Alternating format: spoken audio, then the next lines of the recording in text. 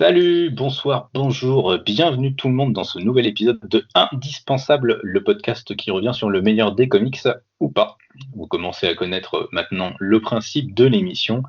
Le collectif lescomics.fr se réunit à 3 membres pour parler de comics, ceux qui sont soi-disant parmi les meilleurs dans la communauté comics. En tous les cas, ils sont considérés comme étant les meilleurs. Et nous, eh bien, on va tout simplement les débriefer. Vous commencez également à avoir l'habitude, si vous êtes régulier de l'émission, on débriefe en 2 parties. Une première partie sans aucun spoiler, ou comme ça, ceux qui ne l'ont pas encore lu, même si le comics d'aujourd'hui, je ne suis pas sûr que beaucoup de monde ne l'ait pas lu, mais voilà, ça donne un avis vraiment et un cadre général sur le comics. Et ensuite, on part dans une analyse, une dissection des forces et des faiblesses du comics. Et ce soir, pour m'accompagner, j'ai eh bien un nouveau dans l'émission Indispensable. Vous le connaissez, c'est Alex Evans, c'est le psy des comics. Salut mon cher Alex, comment vas-tu? Eh bien, salut Grincheux, mais écoute, ça va très bien, ravi de participer pour une première fois à l'indispensable. Voilà, très content d'être parmi vous autour de la table là. Eh ben très très très content de te recevoir également. C'est toujours un plaisir d'échanger avec toi. Là, on va pouvoir échanger sur un comics. Je pense que tu vas avoir des choses intéressantes à nous raconter. Ça va être assez sympa, je pense. On va essayer. Et de Et de l'autre côté du spectre, j'ai la deuxième caution belge du comics, de lescomics.fr. Vous le connaissez, il raconte beaucoup de conneries, mais il dit aussi beaucoup de choses très sérieuses. Il propose toujours du bon son. C'est ce bon vieux MC Twip. Comment tu vas, MC? Yes, wesh, wesh, mes comicsophiles, et double wesh à toi, mon grincheux. Ça va, on fait aller, quoi. On fait aller. Bon, bah, très bien. On va se retrouver pour un petit moment tranquille. Donc aujourd'hui, on va parler d'un comics écrit par Brian Michael Bendis et dessiné par Olivier Coipel. Vous l'avez vu dans la description de cet épisode. On va parler aujourd'hui de House of M, donc un event, une mini-série publiée chez Marvel. Il y a maintenant quelques années, quand le nom Brian Michael Bendis ne faisait pas bondir tout le monde. C'était une douce époque. Ça a été publié en 2005. Et c'est MC Twip qui va nous faire le résumé de House of M. Et ouais, House of M, la maison de M, M pour Mutant ou M pour Magnus. On le saura après dans le débriefing de cet event. Donc, event de 2005, comme tu disais. Alors, qu'est-ce qui s'est passé dans cet event? Eh bien, Wanda Maximoff, donc la sorcière rouge, fille de Magneto et la sœur de Pietro, est en train de péter un peu les boulons. Elle a tué des Vengeurs et elle s'est retranchée à Genosha, sur l'île de Genosha. Justement, les Vengeurs vont se réunir pour décider un peu de son sort et vont aller justement jusqu'à Genosha dans le but de simplement de la tuer. Et là, c'est le blanc total. Tous les héros Marvel se retrouvent dans un monde idéal, on peut dire, avec des vies complètement différentes. Et seul Wolverine a gardé la mémoire et décide d'agir. Voilà le résumé de ce House of M, sans trop en dire et sans trop spoiler. Ouais, bah oui, c'est ça. Je pense que tu as suffisamment bien résumé la situation. Je sais pas de ton côté, Alex, si tu as quelque chose à rajouter, mais ça me paraît bien. Ah oui, c'est un résumé parfait. Je pense qu'on a tous les enjeux qui sont bien posés par notre ami Twip là, oui. C'est ça, c'est ça. Donc c'est en effet un comics qui va mettre au centre du jeu le personnage de Wanda, la sorcière rouge, qui a déjà commencé à péter les plombs dans un récit précédent de Brian Michael Bendis. C'est son arrivée sur les Avengers, donc ça s'appelle Avengers la séparation ou Disassembled si vous préférez en VO. C'est un récit qui a été maintes fois publié. On reviendra certainement dessus ultérieurement dans l'émission. Mais aujourd'hui, ce n'est pas notre focus. Donc je le disais, House of M, ça a été écrit donc par Brian Michael Bendis. Alors, Brian Michael Bendis, aujourd'hui, tout le monde le connaît. C'est un des gros noms du comics. Il a chapeauté tout l'univers Ultimate Spider-Man. Il a créé le personnage de Jessica Jones. Il a créé Miles Morales. Il a créé Riri Williams. Il a créé énormément de personnages dans le comics moderne. C'est un scénariste qui a beaucoup de détracteurs, mais qui a aussi encore beaucoup d'adorateurs, je pense. C'est le genre de scénariste qui ne laisse pas du tout indifférent. J'avais fait un question de style sur lui sur le site. Donc, si vous voulez vous amuser à le retrouver, vous pouvez aller lire ce que je disais de lui. mais c'est quelqu'un qui aime beaucoup l'emphase sur les dialogues. Donc House of M, ça signe un peu son deuxième temps fort en fait chez Marvel, après donc le début de ses Avengers, et c'est vraiment, je pense, le début de l'explosion de sa carrière. Vraiment, là, à partir de là, il va être, ça va devenir vraiment la méga star qu'on connaît. Après, il va gérer quasiment toute l'architecture en fait de l'univers Marvel pendant des années, quitte à se mettre beaucoup de fans à dos. Et de l'autre côté, donc au niveau des dessins, on a le Frenchie, la fierté française, comme j'aime à l'appeler, ce bon vieux Olivier Coipel, qui, avec House of M, signe son premier gros carton également. C'est vraiment là où il va exploser, alors qu'il avait déjà commencé à taffer un peu avant. On l'a connu chez DC Comics avec la Légion des super-héros, par exemple. Il a fait quelques petits trucs chez Marvel avant également. Je crois qu'il a fait les Avengers de Jeff Jones, justement. Et donc, voilà, c'est vraiment son premier gros succès. Aujourd'hui, c'est un peu une équipe qu'on considère comme étant All-Star. Je sais pas, rapidement, vous avez des avis l'un et l'autre sur Bendis et puis sur Coppel. Twip, je crois que t'es fan de Bendis. Hein. Bendis, ouais, moi c'est un de mes scénaristes préférés. Maintenant, on va en discuter, mais j'ai relu ici House of M pour le podcast et bizarrement, j'ai été un petit peu déçu, mais bon, pas grand-chose, mais pour le coup, on va en discuter. Et toi, Alex? Eh bien moi, oui, alors Bendis, c'est quelqu'un, je pense, qui est capable du meilleur comme du pire en scénario. Je trouve qu'il a vite, assez rapidement dérivé vers des scénarios assez bavards à un moment donné. Je pense il a eu tendance à se caricaturer lui-même. Et là, en relisant House of M, en fait, moi j'avais une petite appréhension en lisant Bendis, en effet, comme scénariste. Et en relisant en fait l'arc, moi j'étais plutôt agréablement surpris dans le sens où justement il ne fait pas du bavardage à la Bendis. Donc du coup, moi c'était plutôt une surprise dans le bon sens à la relecture. Ouais, bah, je partage un peu ton point de vue, justement. C'est vrai que Bendis, justement, dans mon question de style, je disais que c'est quelqu'un qui aujourd'hui s'auto-parodie un peu. Il est bavard, il aime faire des dialogues à rallonge, où les personnages parlent pour ne rien dire. C'est vraiment le spécialiste de ce qu'on appelle la décompression dans les comics. Donc vraiment, les arcs s'étalent et s'étalent et s'étalent et s'étirent, et ça devient vite insupportable pour moi. Mais oui, en effet, j'ai été assez surpris sur ma relecture de House of M parce que bah, c'était plutôt efficace et ça évitait justement les bavardages, donc c'était assez agréable. Et Olivier Coipel, du coup, vous en pensez quoi tous les deux? Moi, j'aime bien. J'aime bien. J'ai pas. Enfin, oui, j'ai lu ça. J'ai lu Thor et j'ai surtout lu il y a pas longtemps The Magic Order. Maintenant, pour moi, de cet event-là, c'est pas forcément le point fort parce que j'ai un problème avec ces personnages. On va en discuter aussi. Maintenant, sinon, c'est un gars qui s'est dessiné. C'est clair que c'est une star. Maintenant, il est peut-être devenu une star peut-être un peu trop rapidement.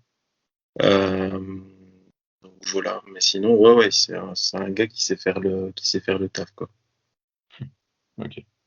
Et toi, Alex, du coup? Alors moi j'aime assez Coipel, je trouve qu'il s'est en plus un peu comme le vin bonifié avec le temps. Là on n'est pas forcément en effet, je pense dans ce qu'il fait de mieux dans ses derniers travaux, mais on est quand même dans le haut du panier, c'est-à-dire on voit que voilà déjà voilà les cases sont fournies, enfin il est déjà capable de faire des décors assez somptueux quand même.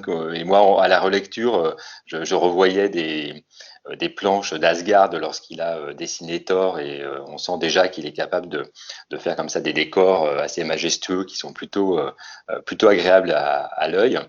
Je trouve que alors ces personnages des fois en effet là on est je trouve dans les débuts de Coipel on sent que des fois en même temps il y a une pléthore de personnages hein, parce que c'est un arc quand même qui ramasse énormément de personnages donc c'est quand même un sacré défi de temps en temps en effet on sent qu'il y a des petites choses un peu qui restent un petit peu à affûter à affiner justement bah, comme le vin mais quand même ça reste enfin, voilà pour moi ça reste toujours un très bon cru Coipel voilà donc voilà moi ça me plaît enfin voilà comme forme de dessin je pense qu'on en a pour son argent et pour sa rétine quand on regarde du Coipel en général oui.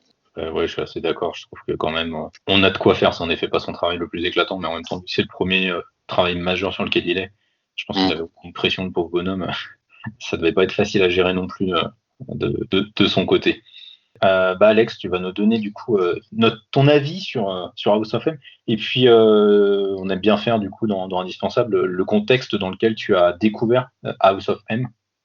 Bien moi alors j'ai lu House of M donc du coup à sa sortie en VF en fascicule donc ça remonte à un petit moment donc vraiment dans la foulée de la séparation les Vengeurs la séparation ce que tu resituais tout à l'heure comme contexte donc je l'ai découvert vraiment voilà numéro par numéro donc c'était quand même à l'époque en tout cas quelque chose d'assez fort voilà de découvrir voilà ce récit avec cette histoire voilà qui ouvre quand même à chaque fois enfin on sent qu'il y a le goût et l'envie de mettre le lecteur de l'immerger assez rapidement dans cet univers créé parallèle et donc moi j'ai trouvé très rapidement dans mes souvenirs de première lecture que ça fonctionnait. Enfin ça a été rapidement un petit événement de lecture quand même de tomber sur cet univers.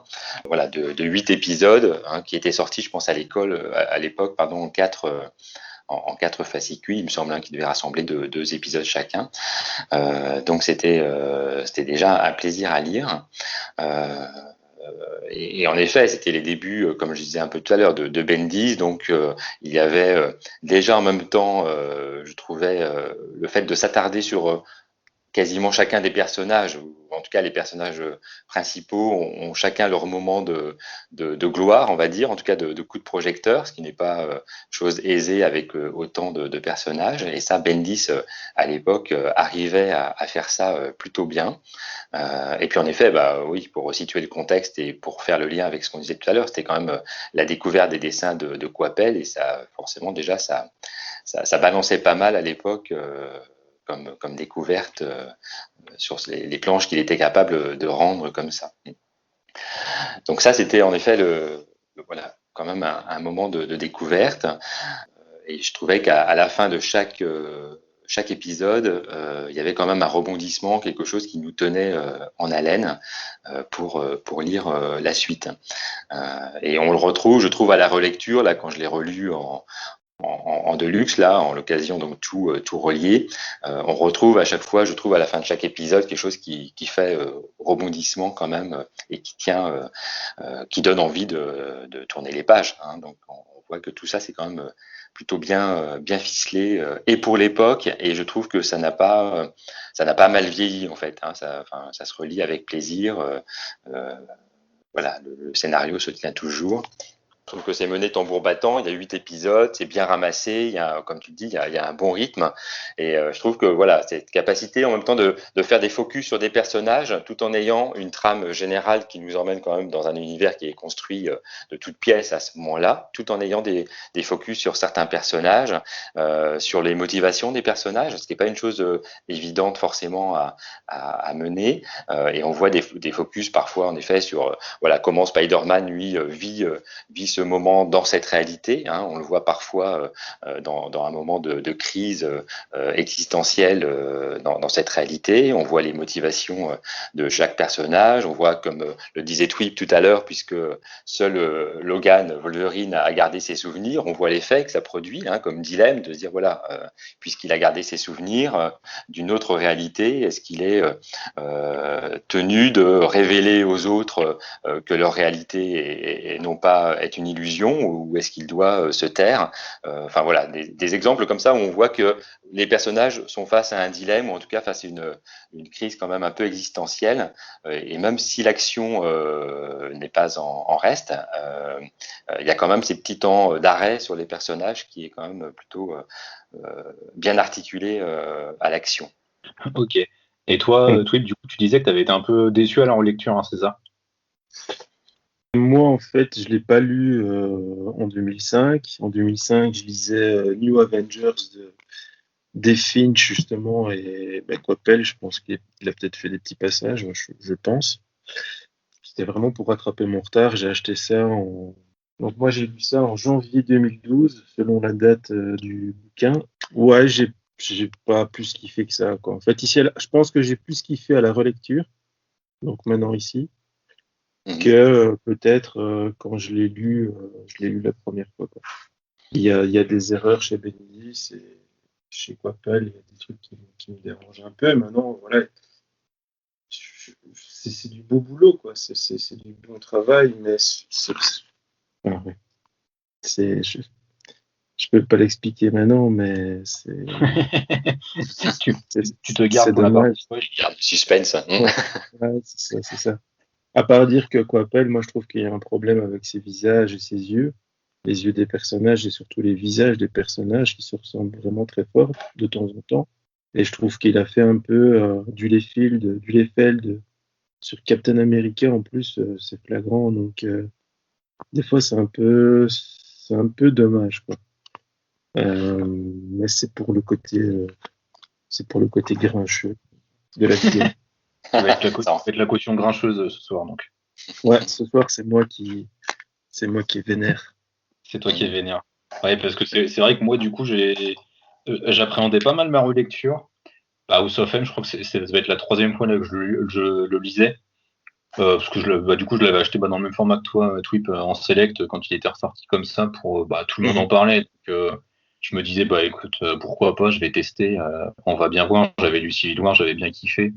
Je voulais un peu remonter, voir les grands moments marquants en fait de l'univers Marvel. Je connaissais pas du tout Ouais. Bendis, je connaissais pas du tout Coppel. Moi, c'était des noms. Tu me les balançais, j'en avais absolument rien à secouer. J'étais en pleine redécouverte des comics à ce moment-là, donc c'était vraiment pas quelque chose que j'appréhendais totalement. Mhm. Et j'avais plutôt bien kiffé, j'avais trouvé ça énergique, assez rythmé. Je comprenais pas grand chose parce que Wanda qui pète des câbles, je savais pas pourquoi, on me parlait de Jumbo, je savais pas ce que c'était. Enfin, je comprenais pas trop les tenants, les aboutissants de l'histoire. Mais j'avais pas trouvé ça gênant dans le sens où Bendis arrivait à quand même contextualiser par moments, par certains dialogues, il arrivait à contextualiser ça.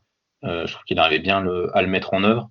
Et puis voilà, c'était une histoire qui avait du rythme, c'était une histoire qui était avec des persos que j'aimais bien. Enfin, je suis encore et toujours fan, et j'étais fan à l'époque de Logan, de Spider-Man.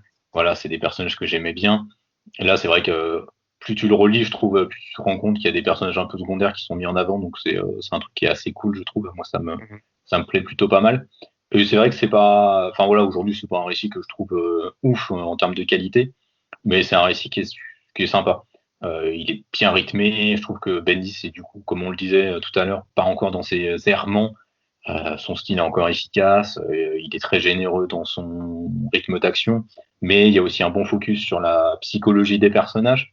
Je trouve que ça, c'est vraiment bien fait. Enfin, tu te disais, Alex, le Mhm. moment où Peter a cette espèce de crise un peu existentielle, c'est un moment qui est vraiment très très prenant, je trouve. Et puis, je trouve que c'est un moment que tu apprécies plus quand tu vieillis, je trouve, parce Mhm. que forcément tu grandis un peu avec Peter Parker, et Peter Parker, c'est toujours ce personnage qu'on a tendance à enfermer dans ce rôle d'éternel gamin, et ce qui a tendance à me gonfler très fortement. Et là, je trouve, Mhm. ça fait du bien de voir ce genre de moment avec le perso, donc ça c'est cool. Mhm.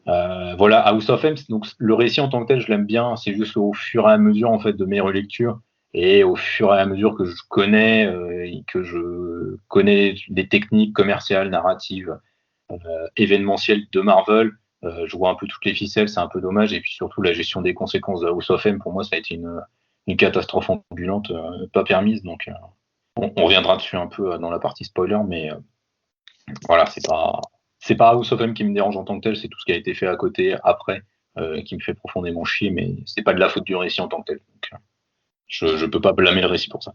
Eh bien, écoutez, je pense qu'on a fait le tour. Est-ce que vous avez quelque chose à rajouter avant qu'on passe à la partie full spoil? Nope. Nope. Non, non, non, non, Eh c'est ben, bon pour écoutez, moi. Mhm. très très bien. Eh ben, on va passer à la partie full spoil. Comme d'habitude, si vous n'avez pas lu House of M, comme dirait Gandalf, fuyez pauvre fou, parce que sinon vous allez vous faire spoiler votre race puissance 1000, donc ce serait dommage quand même, parce que c'est quand même un récit qui réserve pas mal de surprises, pas mal de rebondissements. On l'a dit, il est très très rythmé, très efficace. De ce côté-là, en tout cas moi et Alex, on le pense. Mhm. Donc voilà, on va passer à cette partie spoiler, et j'aimerais commencer cette partie spoiler par ce qui est à mon avis le point central du récit, c'est-à-dire que House of M, alors tu l'as dit Twip dans le résumé, ça vaut pour House of alors la maison des mutants, la maison Magus ou Magnus, je sais jamais. Magnus, ouais. Magnus. Ouais. Merci. Donc c'est un récit qui est centré sur cette famille-là, mais surtout principalement c'est Wanda Maximoff qui est un peu au centre de l'histoire. C'est par elle que commence ce récit-là, bien avant dans Avengers Disassembled, mais surtout là dans House of M, c'est elle qui crée en fait toute cette réalité-là. Donc je sais pas quel est votre rapport vis-à-vis du personnage de Wanda du coup, et qu'est-ce que vous pensez du traitement qui lui est offert dans House of M? Bien moi, Wanda Maximoff, enfin voilà, la sorcière rouge, voilà, c'est un personnage que j'aime beaucoup. Je trouve que voilà, c'est un personnage qui a un potentiel vraiment énorme hein, quand on repense à ses débuts en petite sorcière rouge à côté de son frère, tout début de la confrérie des mauvais mutants de Magneto. Personne ne se serait douté qu'elle aurait pu évoluer comme ça dans l'univers Marvel. Et je trouve que c'est un personnage comme ça qui peut se déployer de plein de façons différentes, hein, comme on l'a vu, et qui a vraiment un potentiel, encore une fois, hyper riche. Et son traitement dans House of M, je trouve qu'il est vraiment intéressant parce que justement, moi, je l'ai relu là, du coup, un peu, en effet, comme quelqu'un qui se retrouve en dépression, hein, c'est-à-dire qui se retrouve après avoir quand même commis des actes meurtriers, hein, dans le cadre d'une crise de folie comme ça. Voilà, on la retrouve dans un état comme ça de dépression, voire de décompensation psychique complète. Et je trouvais que c'était plutôt bien amené cette question aussi de comment, puisque ça pourrait se poser dans la réalité, comment on traite quelqu'un qui a commis un acte irréparable dans un moment de crise, de folie passagère. Et ça, c'est pas évident forcément à traiter dans une œuvre de fiction comme un comics. Et je trouve que c'est pas raté, hein, parce qu'on peut facilement, je pense, se prendre les pieds dans le tapis. Et je trouve que c'est plutôt réussi cette idée de se dire que finalement ce qui pourrait se passer, c'est que la personne, en effet, se crée une autre réalité, ce qu'on appelle un délire hein, dans les situations psychologiques ou psychiatriques, c'est-à-dire la personne se crée un délire pour éviter de s'effondrer psychiquement sur elle-même. Et donc là, le délire, finalement, ça s'appelle House of M. Hein, c'est le délire de la sorcière rouge, c'est-à-dire c'est sa façon de modifier la réalité, de se créer une nouvelle réalité, parce que la réalité elle-même est sinon quelque chose d'intenable et voilà, vis-à-vis de laquelle elle ne peut tenir sans s'effondrer complètement. Donc du coup, je trouve que ce traitement, en tout cas moi, pour ma part, est plutôt judicieux et que ça colle plutôt bien au développement de la sorcière rouge et de ses pouvoirs et de ce que ses pouvoirs peuvent dire en effet d'un moment où quelqu'un peut comme ça, comme disait Twip tout à l'heure, un peu péter un câble, mais voilà, entrer dans une décompensation un peu psychotique, de folie comme ça. Et je trouve que voilà, on peut le lire comme ça aussi, House of M, hein, comme quelqu'un qui entre dans une phase de délire parce que la réalité est tout d'un coup insoutenable. Ouais, c'est vrai que moi c'est la lecture que j'en ai, je sais pas toi Twip, mais c'est vrai que c'est pas en fait, ouais, d'accord, mais je trouve que le personnage, c'est centré sur elle, mais en fait, on la voit pas beaucoup. On l'entend pas beaucoup, sauf à la fin, quand elle discute avec Doctor Strange. Ouais, c'est centré sur elle, c'est elle qui crée, on va dire, le contexte. Mais quelque part, bon, voilà, on la voit pas forcément beaucoup dans les cases, quoi. C'est pas... c'est le centre et c'est pas tout à fait le centre non plus, quoi. Voilà.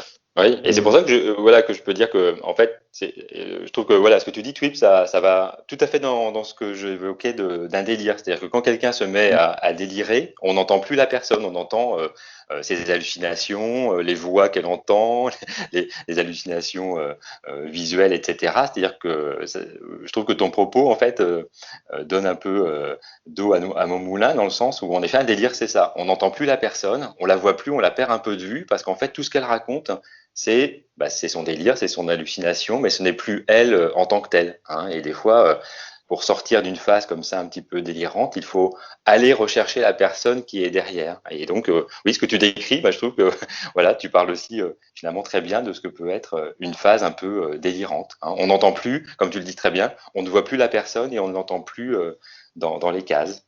Ouais, moi, c'est vrai que c'est justement ce que j'aime bien dans le récit, c'est que c'est clairement Wanda qui crée cette réalité-là. On la voit quand même pas mal dans le premier chapitre, du coup, mais on s'en éloigne très rapidement pour se concentrer, du coup, sur les réactions, en fait, du reste du casting de la série. Le casting qui est vraiment monstrueux, on va revenir dessus juste après. Mais je trouve que c'est justement ça qui est intéressant, en fait, c'est que Bendis a un peu de courage, je trouve, de pas forcément mettre Wanda au premier plan, ce qui aurait été un peu facile, je pense. Et je trouve que ça, justement, ça va dans le sens complet de l'analyse psychologique qu'on peut avoir vraiment du récit. Et moi, c'est quelque chose que j'aime bien. J'aurais été déçu, en fait, que Wanda soit tout le temps mis au centre. Par exemple, enfin, je trouve que ça aurait été facile, en fait, de la mettre tout le temps en avant comme la chef, justement, de cet univers, comme la personne en avant, alors que non, c'est pas elle qui est en avant, c'est son père Magneto, puisque le leader né, de toute façon, ça a toujours été lui. Donc je trouve ça vraiment intéressant. C'est vrai qu'elle se camoufle vraiment derrière ce délire. Puis on le voit bien dans la séquence justement où Strange vient discuter avec elle à la fin du récit, dans le dernier chapitre. Elle s'est vraiment construit son cocon en fait, sa chambre où elle est avec ses enfants. Et puis on voit dans l'ombre que son frère est là. Et je trouve que c'est vraiment ça qui est intéressant en fait. Elle est vraiment dans sa bulle et elle s'est créée toute cette fiction, ce délire du coup psychotique pour un peu échapper en fait à l'horreur qui était sa réalité. Et moi, c'est vrai que c'est un point que je trouve vraiment intéressant pour le coup dans le récit, quoi. Mais c'est vrai qu'il faut avoir cette analyse-là. Je pense que je peux comprendre que ce soit décevant. Ouais.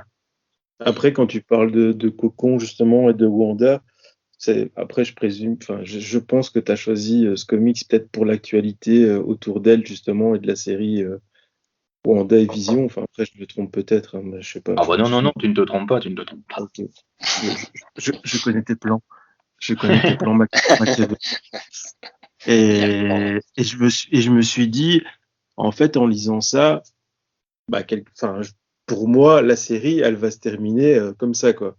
On va retrouver, on va retrouver Wanda soit en train de regarder la télé, soit en train de rêver ou un truc ainsi. Et je me dis, voilà, House of M, ils ont été chercher ça pour faire la série, quoi, tu vois. Et... Oui, de toute façon, c'est une influence claire de la série télé. Ça se voit quand tu regardes les 2 premiers épisodes. De toute façon, il y a plein d'éléments qui vont dans ce sens-là, mais l'approche est différente quand même. Donc, House of M commence comme ça, avec Vision, avec ses enfants et tout. Et je me suis dit, oh là là, ouais, c'est vraiment ça. C'est vraiment ce qu'ils sont en train de faire. Et c'est bien joué, hein. C'est vraiment bien joué, hein. Surtout par rapport à Vision, quoi. je pense que c'est une des forces du MCU de toute façon, c'est de réussir à reprendre des trucs iconiques de certains arcs, mais de les twister pour les adapter dans leur propre schéma de fonctionnement. J'étais encore plus loin dans mon délire en pensant qu'il pourrait amener le fait que Wanda a supprimé les mutants du MCU.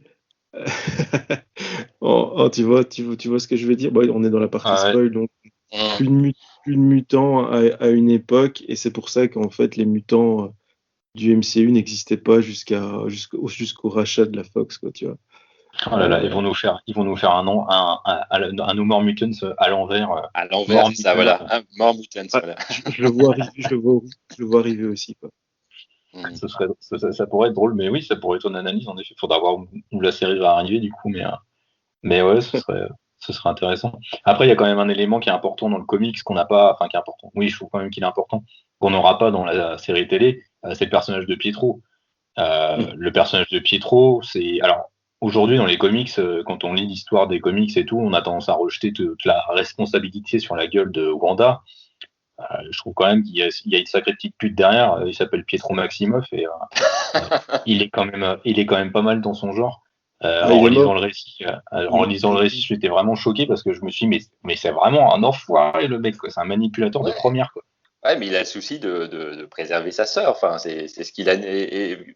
En même temps, c'est fidèle au personnage, hein, puisque dès les débuts, en effet, dès ses premières apparitions dans la confrérie des mutants de Magneto, ce qui l'anime, c'est toujours, en effet, de protéger sa sœur. Alors là, c'est vrai que c'est du coup une forme extrême de protection, hein, puisqu'en effet, c'est lui qui va carrément l'influencer pour utiliser ses pouvoirs et lui permettre d'échapper à la mort. Et en même temps, moi je me dis bon, qu'est-ce qu'on ferait à sa place? Voilà, on sait qu'il y a quelqu'un, enfin de très proche, hein, parce que c'est sa sœur quand même jumelle, qui risque d'y passer, hein, parce qu'il a quand même cette impression que ses coéquipiers vont la supprimer. Hein, qu'est-ce que voilà, avec les pouvoirs de sa sœur, ce qu'il est capable d'imaginer, qu'est-ce que chacun serait prêt à faire pour sauver quelqu'un d'aussi proche que ça. Et quelque part, je me dis que bon, en effet, comme tu dis, c'est de la manipulation, Grincheux, mais en même temps, je le trouve aussi très très humain, hein, mais humain jusqu'à être très faillible, hein, c'est-à-dire que voilà, on voit bien son talon d'Achille, hein, pour un coureur de vitesse, on voit bien que son talon d'Achille, c'est bien en effet de ne pas supporter d'être impuissant dans cette situation-là, et que pour Pietro, il faut toujours qu'il y ait un échappatoire. Hein, et en même temps, c'est un peu le fondement de son pouvoir. Hein, c'est-à-dire, il court toujours après une réponse ou une solution. Et là, je pense qu'en effet, il se précipite, hein, mais c'est aussi le propre de son pouvoir, hein, de se précipiter comme ça sur une solution avant même de réfléchir. Il se précipite sur le fait de sauver sa sœur coûte que coûte, hein, quel qu'en soit le coût, comme dirait l'autre en ce moment. Et là, le coût, en effet, c'est la réalité tout entière. Hein. Donc, il est prêt à sacrifier la réalité pour sa sœur, mais en même temps, venant de quelqu'un pour qui la réalité, c'est sa sœur, hein, puisqu'on voit bien dès le début, pour lui, ce qui compte, la réalité de Pietro Maximoff, c'est sa sœur. Hein, c'est son seul point de repère dans la réalité. Et là, il est prêt, en effet, à faire ce sacrifice-là pour la sauver. Donc, du coup, moi, je trouve très humain, enfin. Et en même temps, vu ce qui lui arrivera après, il y a un côté pathétique, hein, en effet, à ce personnage, puisque ça ne lui réussira pas du tout. Hein, c'est là où il va vraiment sombrer. Donc, je le vois pas moi, enfin comme un manipulateur, au sens strict, mais vraiment comme quelqu'un en effet qui lui-même se laisse influencer par ses émotions et par son impulsivité. Hein, voilà, il veut à tout prix sauver et voilà. Le prix, il le fait porter aux autres. Alors c'est là où il y a ce côté un petit peu, comme tu dis, un peu petite pute, pour reprendre ton terme. C'est voilà, il fait porter le prix aux autres. Voilà, hein, c'est Ouais, c'est avec ça que j'ai du mal au niveau moral. Voilà, au niveau moral, c'est pas forcément droit dans les bottes, quoi. Hein. Ouais, c'est ça qui me dérange un peu sur la réaction qu'il a. C'est qu'il a un peu laissé Wanda assumer les conséquences derrière et c'est un peu un problème pour moi. Et toi, Twip, Pietro, tu connais, enfin, moi je sais que Pietro et Wanda, je les connaissais vraiment pas avant. Déjà, il est mort un peu trop vite, hein, petit ange parti trop tôt, dans les films, enfin dans les films. Dans le film. Ouais, dans le film, d'ailleurs, oui.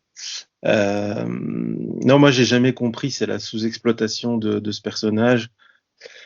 Quand tu vois que chez DC, Flash, il est au cœur de toutes les crises, c'est à cause de Flash, où Flash est impliqué. Et là, chez Marvel, la vitesse, ils en ont rien à foutre.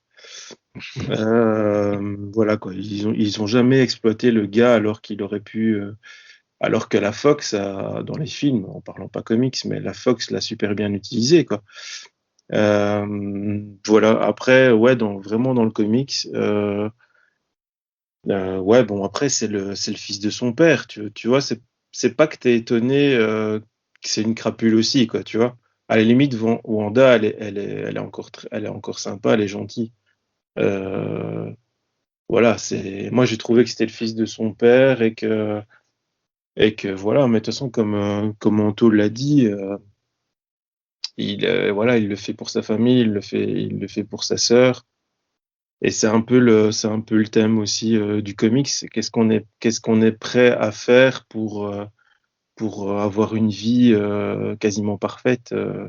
Euh, Quand on voit la réalité qu'elle a créée, bah, en fait, ils se posent la question, ils se disent, bah, en fait, on est tous bien, on a plus de problèmes, on n'a plus de casseroles derrière nous.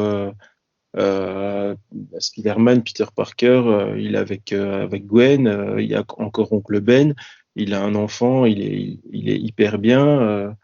Tu te dis, voilà, quelque part, est-ce que c'est pas mieux ce que Wanda a fait ou ça pose plein de questions et c'est ça qui est bien, je trouve, dans le comic, c'est que voilà, ça pose beaucoup de questions Mais comme tu as dit, après, quelque part, ça répond pas du tout, quoi. Donc, Bah, disons que voilà. ça préfère te mettre le constat en plein dans le nez, en fait, et du coup poser la question de la responsabilité morale, en fait, qu'ont les super-héros, comme c'est souvent le cas finalement dans les comics de super-héros. C'est-à-dire Ouais. il y a un acte horrible qui a quand même été commis, c'est-à-dire qu'une personne a modifié complètement la réalité, ce qui est pas quelque chose de très éthique, de très moral, tu pourras prendre le terme que tu veux, mais c'est pas quelque chose qui va forcément dans le sens des valeurs que les super-héros ont envie de défendre. M- Moi, ce qui me dérange beaucoup, beaucoup plus, c'est au tout début du comics, c'est qu'on est quand même sur la bande de nos super-héros préférés, dont Spider-Man, euh, qui discutent quand même de tuer quelqu'un. Ouais. Et le sujet, c'est que ça passe crème qu'on va aller la tuer. Il y a Wolverine, bon, on connaît son goût pour le sang, donc lui, il se pose pas trop la question de devoir le faire. Mais tous les autres, ça m'a choqué. Je me suis dit, ah ouais, d'accord, là, on y va tous et on va pour la tuer, quoi. Et le débat, je trouve qu'il a pas duré assez longtemps. Ils Bah, se, le débat est creux, surtout, en fait, je trouve. ils se retrouvent tous dans la tour des Vengeurs pour discuter du sort de Wanda, avec Xavier en tête. Et tu te dis, waouh, ça va quand même assez vite ce truc. Et ça dérange personne qu'on aille tuer quelqu'un. Une collègue, hein, à la base, hein. Donc c'est pas que c'est aussi une étrangère. Mais je me suis dit, waouh, je trouve la discussion a été quand même vachement courte. Et j'ai trouvé ça un peu expédié et un peu facile. Un petit peu plus loin, on en reparlera après, je pense, mais il y a une très, très, très grosse facilité scénaristique après que Bendis m'a remis dans les dents et que j'ai pas aimé du tout non plus. Mais on va en discuter après, je pense. Ok. Bah, après, je te rejoins sur le fait, je trouve que le débat est en effet assez rapide, mais bon, de toute façon, c'est un défaut de Bendis. J'avais retrouvé à peu près le même défaut, mais Puissance 1000 dans sa Civil War 2, où il posait plein de questions intéressantes, mais où il traitait absolument de rien, où les personnages discutaient beaucoup des questions, bah, notamment sur la violence légitime ou pas. Et Mhm. en fait, c'était expédié complet, quoi. Là, il y a Spider-Man qui se pose quelques questions, mais finalement, t'as l'impression que bon, bah, il se rallie à la cause globale parce que c'est l'avis de la majorité, quoi. Et, je pense que j'aurais préféré que ce soit Logan qui se lance dans une mission un peu solo pour aller buter Wanda et que là la réalité soit toute modifiée, quoi. Ça aurait peut-être été un peu plus intéressant et puis un peu plus cohérent avec les Ouais, persos, mais c'est un peu la base du lancement de X-Force, la nouvelle série, où hmm. Cyclope vient trouver Wolverine et lui dit, ah, bah vas-y, crée ton équipe de tueurs. Moi, je veux rien savoir. Fais ce que tu as à faire, quoi. Et c'est fermer les yeux sur. Bah, en fait, c'est être coupable aussi parce que le gars, ouvertement, lui dit, moi, je m'en fous de ce que tu fais. Je sais ce que tu vas faire. Je sais que tu vas tuer plein de gens. Mais quelque part, je veux pas le savoir, quoi. Hmm. Donc voilà, c'est un peu de la facilité. Mais bon. Et après, c'est vrai que voilà, le débat est vite mené, hein, il tient sur quelques pages, hein, donc c'est vrai que c'est plutôt court.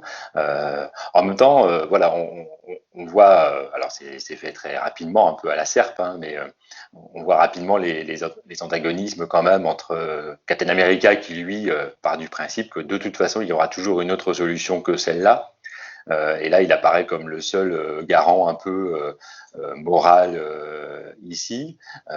Et même les autres qui ont plutôt une motivation pour avoir une solution plus létale, on va dire. Alors, ce qui est quand même intéressant, c'est qu'ils veulent arriver à la même solution, mais pas forcément pour les mêmes motivations quand même. C'est-à-dire, on voit bien qu'il y a quand même les Avengers qui sont là pour voilà, supprimer quelqu'un qui a tué les collègues et qui est complètement incontrôlable. Et par exemple, on voit Emma Frost qui veut, elle, supprimer Wanda parce qu'elle va porter préjudice à l'image des mutants et qui risque, du fait de cette image d'une mutante incontrôlable, porter atteinte à l'image que les X-Men sont en train d'essayer de donner des mutants au moment du récit. Donc, Et en effet, Spider-Man, un peu comme dans Civil War, hein, c'est-à-dire que Spider-Man, il est un peu partagé, lui, entre les deux. Il y a Wonder Man, forcément, qui lui dit qu'il n'acceptera jamais de tuer la sorcière rouge, et on comprend pourquoi, hein, vu leur histoire commune. Et on retrouve Spider-Man un peu, en effet, qui lui est partagé, un peu, oui, comme je dirais, comme dans l'arc Civil War, où finalement il est toujours ce personnage intermédiaire, un peu entre deux, et qui cherche à concilier les deux. Mais là, on voit bien que de toute façon, dans cette situation-là, il n'y a pas grand-chose de conciliable, hein, donc qui finit par se ranger, comme tu le disais tout à l'heure, Twip, à la vie générale finalement.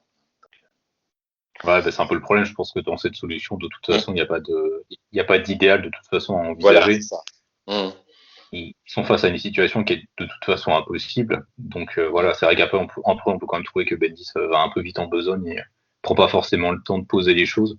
Après, il faut quand même rappeler que House of M, c'est une mini-série en 8 épisodes. C'est déjà un format un peu extended par rapport à ce qu'on a aujourd'hui, quoi. Donc, on va dire que le mec, ils lui ont laissé un peu faire quand même les choses comme il voulait. Et je pense qu'il avait tellement d'ambition qu'il pouvait pas se permettre non plus de perdre trop de temps. Je pense il a posé la situation, il a mis en avant les arguments de chacun, mais au final, il a essayé de jouer en la faveur de bah voilà, c'est une situation un peu impossible et merdique. Donc il faut qu'on agisse vite et de manière la plus peut-être pragmatique possible. Et voilà, faire un pas après de toute façon le résultat est de toute façon que bah Wanda va créer cette réalité, ils vont même pas avoir le temps ils vont débarquer sur Genosha et voilà, il y a cette réalité il y a un flash blanc qui se crée devant eux et du coup ils débarquent dans cette réalité et on suit en fait Logan dans les premières pages qui va donc se réveiller dans cette nouvelle réalité, il est au plumard avec Mystique et voilà, il se rend compte en fait il y a plein de trucs bizarres, il y a des personnages je crois qu'il y a le crapaud par exemple qui a une espèce d'uniforme qui apparemment fait partie du Shield, donc lui est en couple, Logan est en couple avec Mystique. Enfin, il y a plein de trucs super bizarres et il va un peu se mettre en quête de retrouver du monde, retrouver notamment bah, donc les Avengers, ceux qui forment les Avengers à cette époque-là. Et donc on l'a déjà dit avant, House of M c'est un récit qui a vraiment un casting mais genre super méga large. Mais avant, peut-être, Twip, si tu veux revenir sur la facilité que tu évoquais tout à l'heure, peut-être. Là, ouais, en fait, ça rejoint quasiment où tu en es dans l'histoire. C'est le fait qu'il trouve la gamine Leila Miller euh, qui s'avère avoir le pouvoir mutant, vu qu'il n'en reste pas de. Enfin, voilà, ouais, ils sont tous plus, ils sont tous mutants en fait dans ce monde-là, c'est ça, hein. Enfin, Ouais, c'est ça. oui et non. Oui, Ouais. en tout cas, c'est eux qui Mais ont la bon, vedette, quoi. Les mutants ouais, sont en avant et les sapiens, eux, sont plutôt en retrait et minoritaires. c'est ça, ouais, c'est l'inverse. Et il trouve cette gamine, et cette gamine a le pouvoir de rendre la mémoire à qui de droit une fois qu'elle les regarde ou quoi, c'est un genre de truc ainsi. Et voilà quoi, on a trouvé la gamine, on fait le tour des super-héros en 3 pages et tout le monde a retrouvé la mémoire. Et je me suis dit, oh non putain, c'est quoi cette merde? Euh, je me suis dit non, c'est pas possible. Franchement, ce truc-là, torché en 3 pages, je me suis dit, mais c'est quoi cette facilité? Enfin, à part, on va dire juste au niveau de justement de Peter Parker, où là on voit un peu sa situation et qui pète un petit boulon et qui s'en va. Avec Wolverine va le rechercher pour discuter. Bon, voilà, ça j'ai trouvé ça bien. Mais sinon, oh là là, la rapidité du truc, la facilité, euh, c'était incroyable. Je me suis dit, c'est pas possible d'utiliser des trucs ainsi, mais si, il l'a fait. Bendis l'a fait. Ouais. Et pourtant, Ouais, je kiffe. enfin, Et pourtant, je kiffe Bendis. ouais, je te rejoins quand même là-dessus. C'est vrai que là, la relecture, je me suis dit, ouais, putain, tu vas vite quand même, gars. Franchement, déjà, bon, c'est vrai que moi, c'est le genre de plot twist qui me gonfle un peu. C'est le personnage miracle, quoi. Enfin, Mhm. bon, voilà. Bon, à la limite, je préfère qu'ils soient introduits au début du récit qu'à la fin du récit, comme c'est le cas parfois, notamment chez Scott Snyder. Mais c'est vrai que le concept du personnage miracle, où tu sais tout de suite que celui qui va sauver les choses, c'est pas forcément très intéressant. Le problème, encore une fois, c'est que je pense que Bendis s'est mis dans une telle panade, en fait, je sais pas comment il pouvait. Enfin, si, tu me diras, il y a tous les outils dans l'univers Marvel qui est quand même assez complet pour changer ça. Est-ce que ça aurait pas complexifié le récit, je sais pas, mais ouais, je suis assez d'accord quand même que ça va quand même super méga vite, quoi. C'est vrai que, de toute façon, je trouve les 2 premiers numéros sont d'une rapidité. Mhm. Ouais. À la fois, je trouve qu'il arrive à mettre les choses en place, donc notamment cet univers, où on arrive à comprendre un peu cet univers-là, mais en même temps, qu'est-ce qui va vite, dis donc. Et je trouve, voilà. Bah, du coup, ça rejoint un peu ce que je voulais dire, c'est-à-dire que je trouve que il y a beaucoup de personnages, mais Bendis arrive à leur donner à chacun un moment, un grand moment à chaque fois. Je trouve que bah, justement le moment où il retrouve la mémoire, c'est toujours des grandes scènes et puis Coppel les met vraiment bien en case, je trouve. Donc là-dessus, je suis assez content. Mais je trouve qu'on travaille pas assez en fait sur leur réaction psychologique à ce qui se passe, sauf Peter en fait. Peter, c'est le seul qui réagit à peu près normalement, j'ai envie de dire. C'est-à-dire que voilà, enfin, il se rend compte de ce qu'il a, bah, de ce qu'il va perdre en fait quand ils vont solutionner le problème quoi. Et enfin, c'est pour lui, enfin, c'est une horreur quoi, c'est un cauchemar. Dire le mec, il a retrouvé Gwen qui est son premier amour, ils ont un gamin, enfin, c'est horrible ce qu'il va perdre derrière quoi. Le mec. Enfin, putain, bon, de toute façon, Peter Parker, c'est le super-héros à qui les scénaristes tellement foutent plein la gueule, mais putain, là, ils y vont quand même fort. Mais du coup, ouais, je trouve que c'est un peu trop rapide et ça manque de développement sur la personnalité des personnages et ouais, je trouve que c'est un peu dommage. Je te rejoins quand même là-dessus.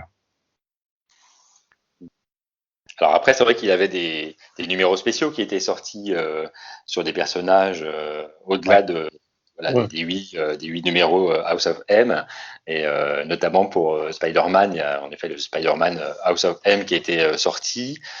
C'était Mark Waid, je crois, au scénario, et c'était La Roca au dessin. Oh là, Et c'est moche. oui, c'était pas voilà, c'était pas des plus heureux au dessin. Mais en tout cas, voilà, ça permettait d'avoir un petit prolongement de la vie de Peter Parker. Et en effet, comme tu disais, Grincheux, ça vient enfoncer le clou hein, quelque part, parce qu'on voit bien la vie rêvée en fait que la réalité House of M a créé pour Peter Parker. Euh, et forcément, dès le départ, on sait que la chute sera d'autant plus rude que tout lui semble lui avoir plutôt réussi dans cet univers-là. Alors, à une chose près, parce que j'ai relu les petits épisodes très rapidement de Spider-Man House of M, et à une petite chose près, c'est-à-dire que dans sa réussite, en fait, puisque, comme on le disait tout à l'heure, dans cette réalité, ce sont les mutants qui sont mis en avant et l'Homo sapiens est mis en retrait, il explique avoir reçu ses pouvoirs par une mutation, donc il y a un petit subterfuge quand même de Peter Parker, et ce qui lui vaut du coup un succès visiblement qui lui rapporte donc une fortune, une situation très très aisée. Enfin voilà, c'est une vedette. Et quand ce subterfuge est révélé au monde entier, et c'est forcément Jonah Jameson qui va révéler ça, puisqu'il est quand même dédié, quelle que soit la réalité, à mettre des bâtons dans les roues de Peter Parker. Donc même dans cette réalité, c'est quand même lui qui va lui mettre des bâtons dans les roues à Spider-Man. Et donc là, déjà, la dégringolade s'amorce un petit peu avec cette révélation-là, que finalement, Spider-Man n'a pas acquis ses pouvoirs par une mutation, mais en fait que ça n'est qu'un Homo sapiens qui a eu un accident et a été mordu par une araignée radioactive. Donc du coup, il y a déjà un début de petite dégringolade, et c'est comme si du coup ce Peter Parker, voilà, il avait deux dégringolades, hein, c'est-à-dire il dégringole même dans la réalité House of M, où là où tous ses désirs sont accomplis. C'est finalement parce que la technique à Jameson pour révéler tout ça, c'est tout simplement le journal intime de Peter Parker. Et là, on retrouve bien Peter Parker qui a quand même cette capacité à se tirer une balle dans le genou, hein, c'est-à-dire qu'il a quand même un secret où il sait que si ce secret est révélé, c'est la fin pour lui, et il l'écrit quand même dans un journal intime. Et en effet, voilà, il y a déjà cette dégringolade, et en plus, quand il va changer de réalité, il va perdre d'autant plus. Donc il perd deux fois finalement dans cette histoire. Et on comprend d'autant plus à la fin du récit House of M quand il demande au Docteur Strange de lui faire oublier tout ça, hein, parce qu'on a l'impression que ce pauvre Peter Parker, à part oublier ce cauchemar, enfin en tout cas ce rêve qui tourne au cauchemar quand il retourne à la première réalité, on voit bien que, comme on le disait tout à l'heure, hein, c'est pour lui quelque chose là aussi d'insoutenable Ça marche. de rappeler de ça. Hein. Ça marchera mieux avec Mephisto quelques années plus tard. Putain, ne me lance pas là-dessus surtout. On reviendra dessus quand on parlera du run de Straczynski, mais attention, ça va être salé.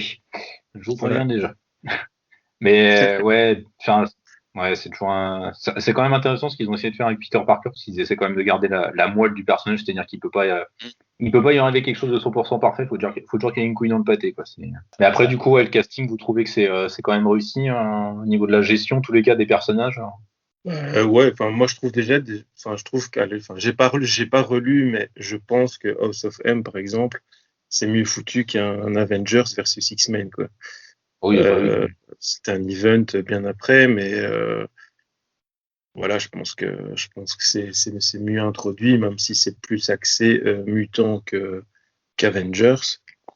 Après, il faut se dire aussi que c'est un event qui a relancé la machine des events chez Marvel et que chaque année, ben, on a commencé à se taper des crossovers qui impliquaient tout l'univers, quoi. Mm. Donc, ouais, sur ce point-là, c'est vrai que enfin, c'est bien pour le business et maintenant on sait que ça s'essouffle un fameux coup. Donc, voilà. Oui, Ok. puis niveau casting, enfin moi, ce que je trouve assez jouissif dans ces réalités parallèles, c'est de redécouvrir à chaque fois les personnages, mais twistés, c'est-à-dire avec voilà leur version alternative, c'est-à-dire de voir ce que ce personnage, on le disait tout à l'heure avec Spider-Man, mais de voir voilà tel personnage, ce qu'il devient dans telle réalité, en ayant changé en effet les fondamentaux de départ. Qu'est-ce que ça produit Mais sur le personnage? je trouve il a pas fait le déglingo Bendis. Enfin voilà, Emma Frost mariée avec Cyclope Mmh. en costume, voilà. Enfin, je sais pas, c'est pas que c'est devenu des punks à chiens ou tu vois Mmh. Enfin, je veux dire, il a pas modifié vraiment les personnages. Donc Wanda dans son délire, franchement, a été vraiment sympa.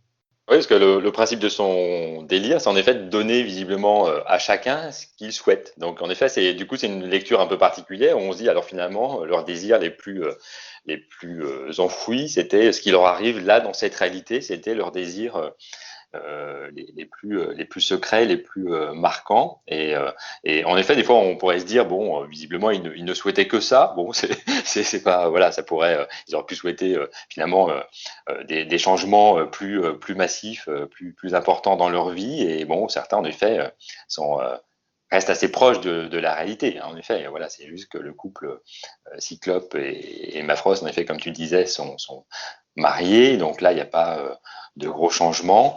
Et en même temps, voilà, je me dis, bah voilà, c'est bien aussi que des fois, tous les changements ne soient pas aussi massifs les uns par rapport aux autres. Bon, un des gros changements, c'est que Hawkeye, qui est mort dans la réalité première, lui est vivant dans la seconde. Donc voilà. Et je me rappelle à l'époque, alors là, ça fait moins parce que forcément, quand on relit, Œil de Faucon, il est vivant. Mais à l'époque, je me rappelle quand on découvrait Œil de Faucon, Hawkeye, donc vivant dans cette réalité, ça faisait un petit choc puisqu'il venait quand même de se faire dessouder dans l'histoire juste avant. Il avait un côté comme ça, effet de surprise de le retrouver dans cette réalité qu'on vit. Mm. Ça, pour moi, c'est un des points positifs aussi parce que, enfin, je sais pas si on va en discuter après, mais je pense pas. Mais l'après House of M, je trouve que c'est un des personnages qui a le mieux été traité après. Mm. Il change de costume. Moi, je me rappelle avoir lu Ronin justement dans New Avengers. Voilà, et c'est un peu ce qu'ils ont fait. C'est vraiment le petit passage dans le MCU avec justement avec Clint Barton quand il dissout des Yakuza au Japon. Mm. Ça m'a vraiment fait penser à cette partie-là et j'étais content de voir ça. Je me suis dit, waouh, quelque part, ils ont fait un petit peu de Ronin là et c'était Mm. vraiment bien. Oui, Bah, tout c'est à vrai que fait. En plus, c'est un truc assez intéressant dans House of M, le traitement de Faucon, de Faucon, pardon, et assez sympa. J'ai tellement l'habitude de dire OK, moi ça passe jamais en français. Donc c'est vrai que c'est un truc assez intéressant. Moi, c'est vrai que comme j'avais pas lu Avengers Disassembled, je me disais, qu'est-ce ont tous ces cons à être contents, et il est pas censé être tout le temps là, lui. Donc je comprenais pas trop, mais quand j'ai lu Avengers Disassembled, je me suis dit, ah, OK, voilà. j'ai compris maintenant. Je comprends mieux. Mais je crois que j'avais déjà oublié House of M à l'époque. Donc, bref. Mais voilà, c'est vrai que c'est un truc qui est quand même assez intéressant. Je trouve qu'il arrive quand même à bien se démerder avec tout ce casting. Enfin, franchement, ouais, c'est clair, Cyclope et Emma, tu peux te dire, bon, c'est un peu cliché ce qu'il leur fait faire. Mais en même temps, je me dis, pour un mutant, je pense qu'avoir une vie posée, tranquille, sereine, sans avoir à se battre tous les jours, ça devrait quand même être un pied monstrueux. Donc c'est pas si déconnant que ça, je trouve. Puis enfin moi c'est vrai que j'aime bien le couple Cyclope Emma. Je fais partie de ces gens qui, n'ayant pas grandi avec le couple Cyclope Jean Grey, j'en ai absolument rien à carrer. Donc le couple Cyclope Emma me plaît plutôt pas mal et je suis assez content qu'ils aient ce bonheur-là dans cette réalité. Voilà, je trouve qu'il y a quand même des bons trucs. Enfin, Carol Danvers, qui est du coup la seule super héroïne dans cet univers-là, qui peut en profiter à mort. Il y a Wonder Man qui se retrouve à être ce qu'il voudrait être en fait dans l'univers classique, c'est-à-dire vraiment juste un acteur célèbre, sans avoir plein d'emmerdes à côté de ça. Il y a des petits trucs par-ci par-là qui sont quand même assez chouettes. Oui, et puis le coup les maisons, parce qu'en effet, il y a House of M, donc de la maison Magnus, mais on voit quand Ouais. même, on voit Tornade, en effet, voilà, dans la maison, la princesse du Kenya, enfin voilà, on voit la maison de Black Panther du Wakanda, la maison de Latverie, et moi quand je l'ai relu, là, ça m'a fait penser forcément au titre House of X, qui est sorti beaucoup plus récemment, et je me dis, mais finalement, voilà, cette idée du titre déjà est quand même une référence à ce premier arc. Moi, ça m'a fait penser quand il fait sa petite soirée avec tous les méchants, enfin pas tous les méchants, Voilà. mais Oui. les Illuminati qu'ils ont sorti juste après. Et c'est vraiment le même. Il manquerait de Richard, mais sinon il y a vraiment quasiment tout le monde, quoi. Namor, T'Challa et enfin les plus intelligents de chez Marvel, quoi. Je me suis dit ah ouais d'accord. Les soirées de l'ambassadeur. C'est vraiment, c'est vraiment que la crème de la crème. Victor Van Doom, bien sûr. Ouais. Donc voilà, ouais, non, c'était pas mal, c'était pas mal trouvé. Bah, enfin, House of M, je pense que c'est quand même un univers alternatif qui est hyper intéressant. Moi, c'est vrai que j'ai jamais lu que les numéros de la série principale. J'ai jamais lu les tie-in à côté de ça. Mais c'est quand même un univers qui est assez excitant. Je le trouve assez peu exploité et expliqué dans la série principale, donc je trouve que c'est un peu dommage. On a la chance, dans l'édition française Select, on a les pages de journal qui t'expliquent un peu plus le contexte, l'univers, donc avec toutes ces maisons qu'on voit dans la série. The Pulse. Et du coup, c'est sympa, on a des petits approfondissements de l'univers. Et je trouve que c'est vraiment, enfin moi les univers alternatifs, je les aime beaucoup. Et c'est marrant parce que Marvel, c'est typiquement le genre d'éditeur qui va bouffer jusqu'à la moelle ces univers alternatifs qui t'allait ruiner complètement. Et House of M, ils ont jamais trop essayé de revenir dessus. Enfin, en tout cas, sauf si ma mémoire flanche, mais c'est pas un truc sur lequel ils ont. Oui, pas vraiment. Oui, contrairement à Edge of Apocalypse, où là, ils ont été tirés en effet jusqu'à la corde cet univers qui était déjà bien fourni au départ par rapport à House of M. Forcément, Edge of Apocalypse, c'est un peu le même principe. C'est-à-dire, c'est tout d'un coup, voilà, c'est Apocalypse qui prend les rênes, où là, on retrouve dans House of M Magneto qui prend les rênes des mutants et qui les met au devant de la scène. Et en effet, oui, je me suis fait un peu la même réflexion que toi, Grincheux, là-dessus, en me disant, voilà, ils sont pas allés trop tirer dessus.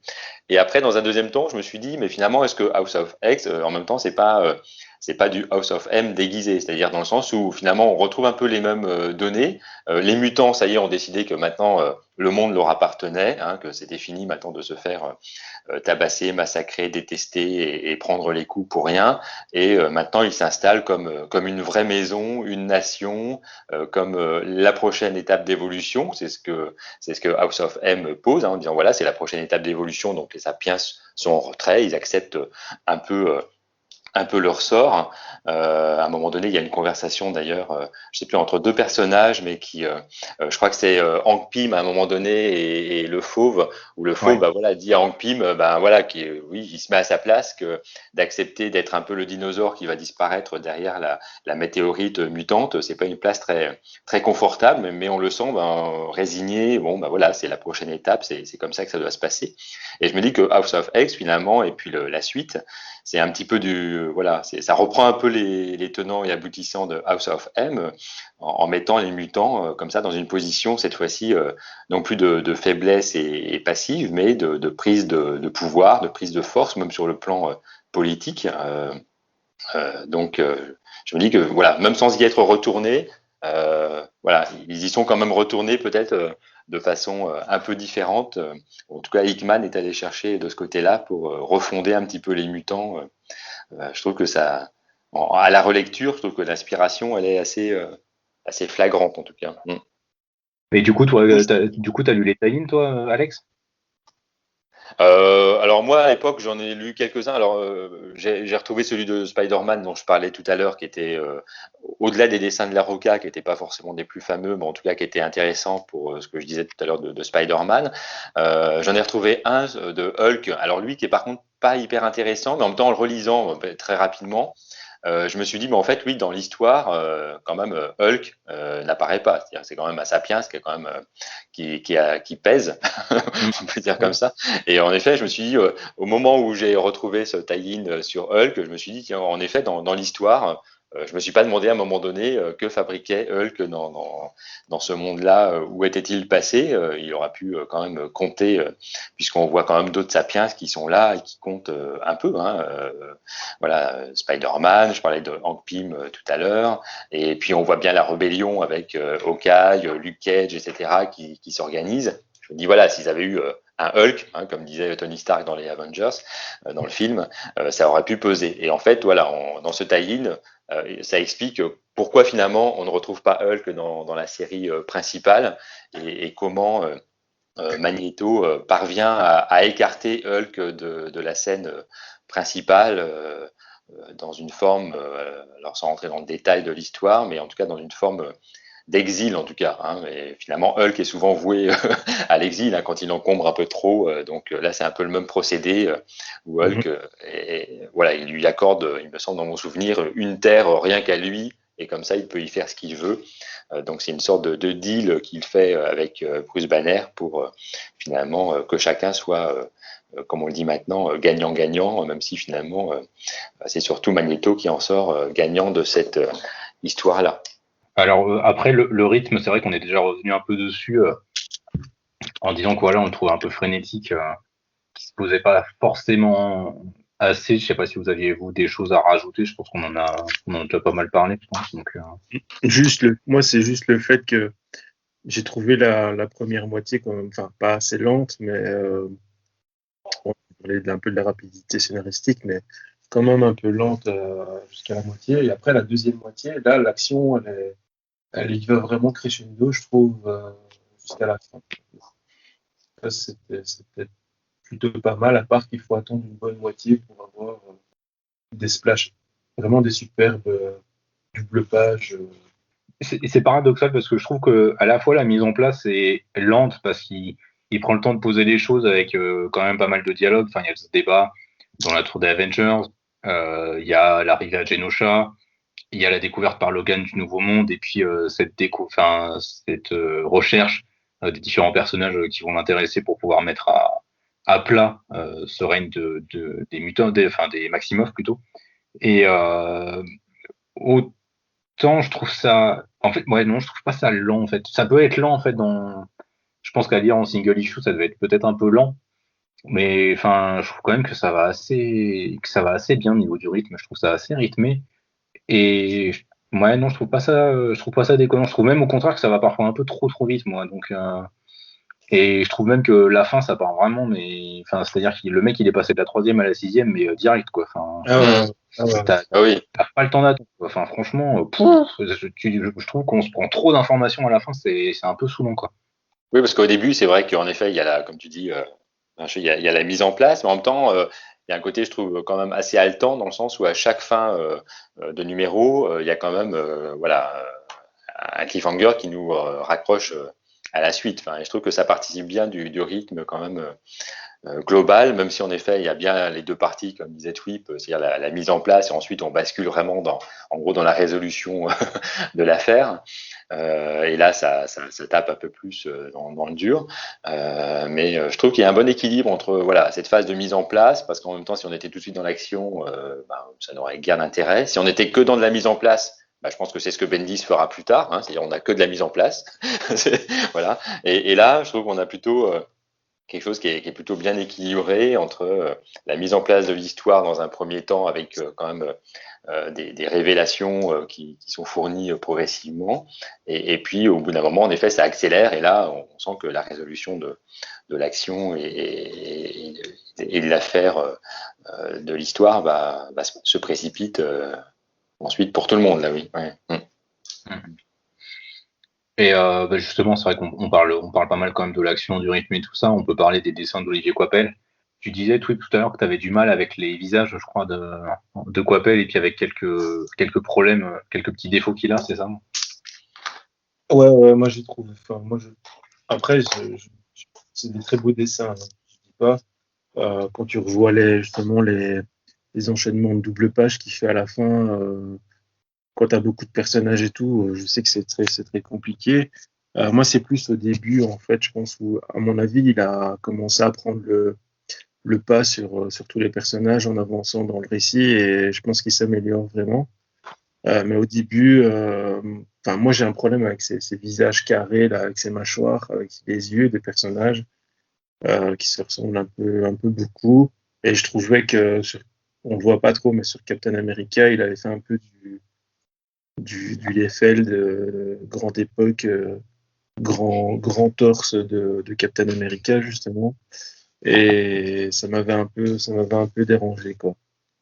Sinon, quand tu vois même ces pages complètes de dessin, non, tu vois qu'il maîtrise, il mérite, quoi, tu vois, il mérite vraiment d'avoir pu faire un event comme ça, quoi. Et voilà, ouais, d'accord, c'est génial, c'est un Français, et pour l'instant, c'est peut-être le Français le plus hype chez Marvel, quoi, tu vois.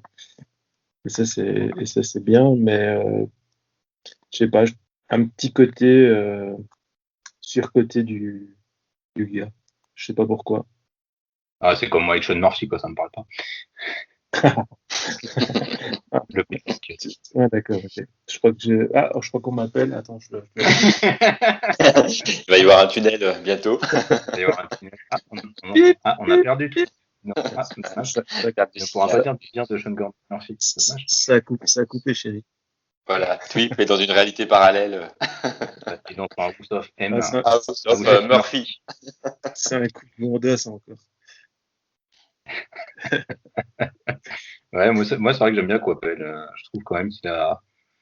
Ça me dérange pas ces mâchoires carrées avec ses beaux fronts. Là, je trouve que ça donne au contraire, un peu comme Giuseppe Camuncoli, je trouve que ça donne un peu une patte à son trait. Il a une façon de faire les personnages. Alors c'est vrai que des fois il est fait un peu trop musculeux. Je comprends la référence que tu fais à Liefeld. C'est vrai que des fois t'as l'impression qu'ils ont double voire triple masse de pectoraux et de muscles. Donc c'est un peu tu fronces un peu les sourcils. Donc tu te demandes ce qui se passe chez les personnages et dans la physique des persos. Mm, Après, j'ai tendance à mettre ça sur le dos d'erreurs de jeunesse. Voilà. House of M, c'est son premier gros comics. Les délais devaient être aussi hyper contraignants, je pense.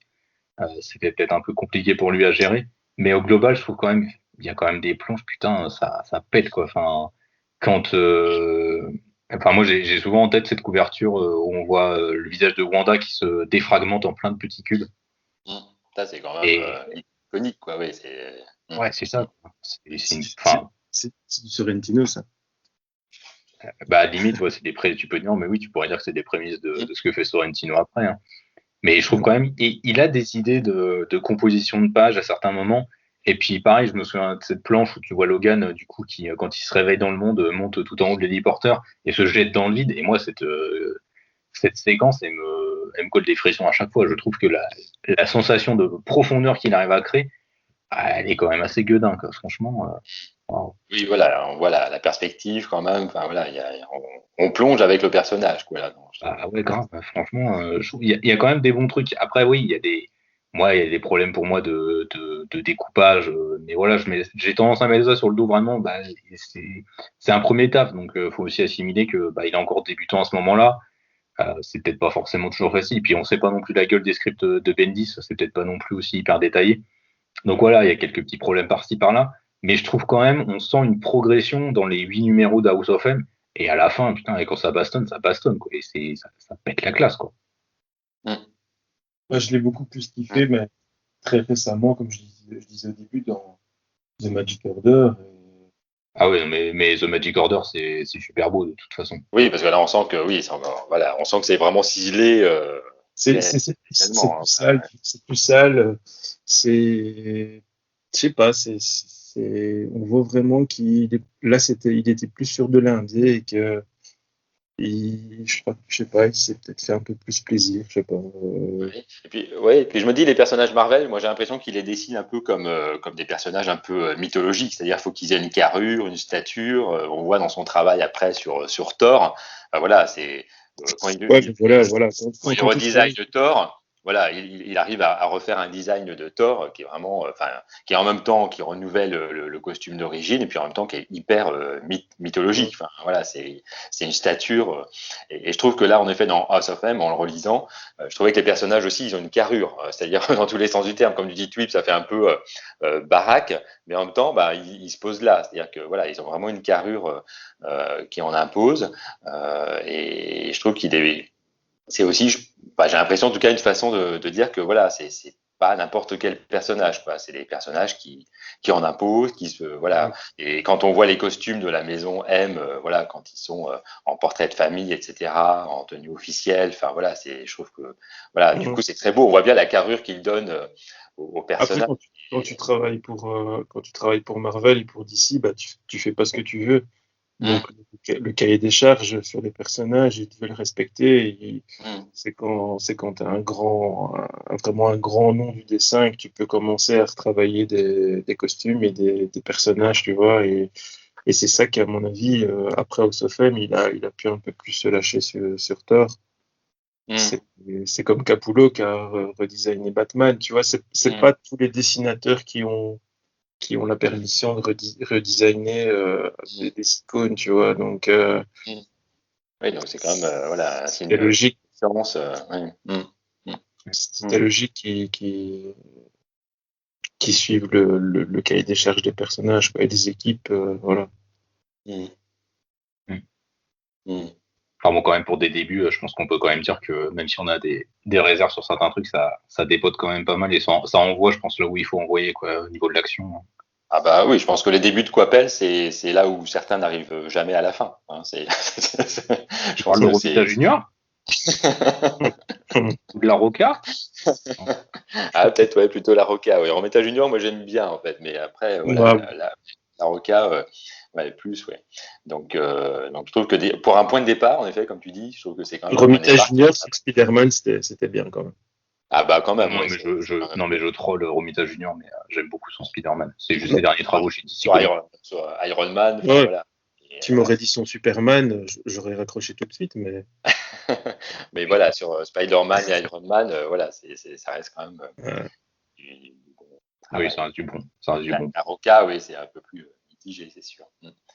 Donc, je trouve que voilà, pour en effet un premier travail, on sent que les personnages sont quand même voilà, affûtés. Enfin, voilà, c'est quand même du beau travail. Moi, il y a juste eu un moment donné que dans une planche, enfin, dans une case, ça m'a amusé parce que à un moment donné, Logan retrouve un petit peu la frange rebelle là, des Homo sapiens avec quelques petits pouvoirs qui sont un peu en rébellion. Et à un moment donné, Wolverine donc demande et qui êtes-vous? Et puis il dit voilà, je reconnais Moon Knight, Iron Fist, etc. Et en fait, moi, sur la planche, je me pose exactement la même question parce que je reconnais pas tout le monde autour de. Donc là, je me suis vraiment senti très proche du personnage parce que quand il te pose la question et qui êtes-vous et même quand il dit je reconnais Moon Knight, Iron Fist, bah, moi je les reconnais pas tout de suite. Il m'a fallu retrouver des petits indices pour reconnaître la différence entre un Iron Fist en civil, un Moon Knight en civil. Donc du coup, là je me suis vraiment senti dans la peau du personnage. Ouais, c'était vraiment alors qui est qui dans cette histoire en fait. Ouais, donc voilà, le petit souci que j'ai eu à un moment donné, mais comme Logan se posait la même question, je me suis dit c'est peut-être volontaire, c'est pour nous plonger dans la même émotion que le personnage et c'était plutôt réussi. C'est ça, c'est Iceberg, l'immersion. Iceberg, on le reconnaît bien. Oui, Ouais, parce qu'il a hyper chaud et que c'est un gamin avec un short, quoi. Donc, oui voilà. Donc là, c'est plutôt aisé voilà, de le reconnaître.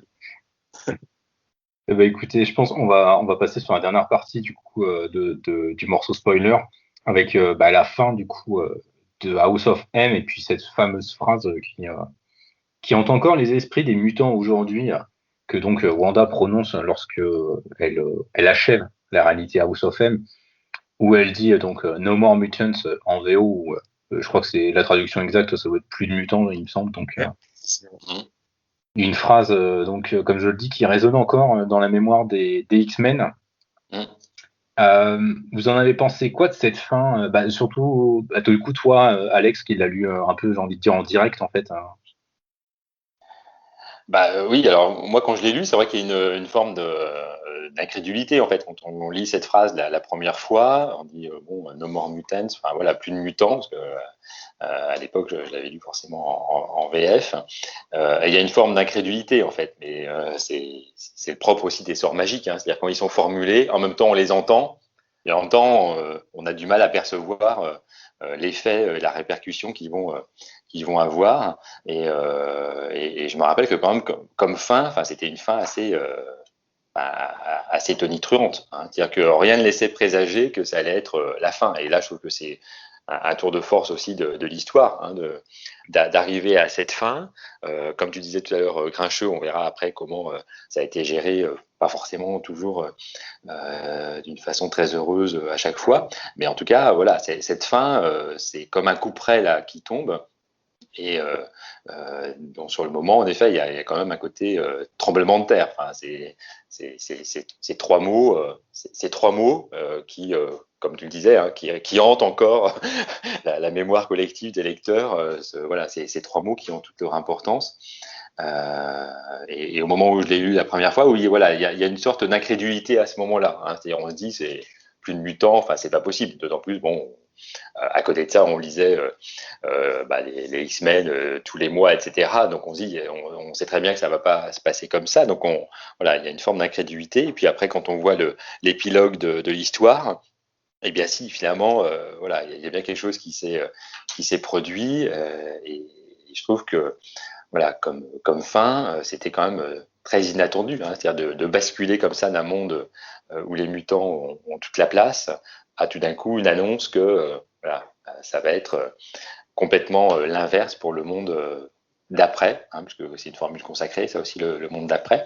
Donc là, on se dit que à quoi va ressembler le monde d'après avec comment? Tu aimes bien citer Emmanuel Macron ce soir. Ouais. Disons que c'est une façon de raccrocher à l'actualité, c'est-à-dire c'est de montrer que les comics, même quand ils datent de plusieurs années, ils peuvent des fois nous parler de ce qu'on traverse encore dans le monde actuel. Donc, Oui. et on est tous un peu suspendus, même dans l'actualité, à une forme d'incrédulité, c'est-à-dire se dire, voilà, des vaccins, plus de vaccins, et là, des mutants, plus de mutants, voilà. Et tout d'un coup, c'est se dire, est-ce que la formule va suffire pour changer vraiment ce qu'on connaît du monde et du monde Marvel en l'occurrence. Et là, je trouve que c'est quand même. Et toi, Twip, t'en avais pensé quoi? À l'heure actuelle, c'est plus de masques. Oui, voilà. Toi, t'es tout le temps masqué, toi. Ouais, en plus, moi j'ai double masque. Ouais. Donc, qu'est-ce que je disais?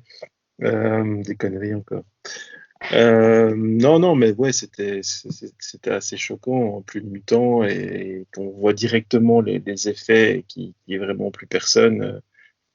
C'était vraiment bien amené, et c'était bien foutu, mais en même temps, ça foutait directement la merde pour la série X-Men, quoi.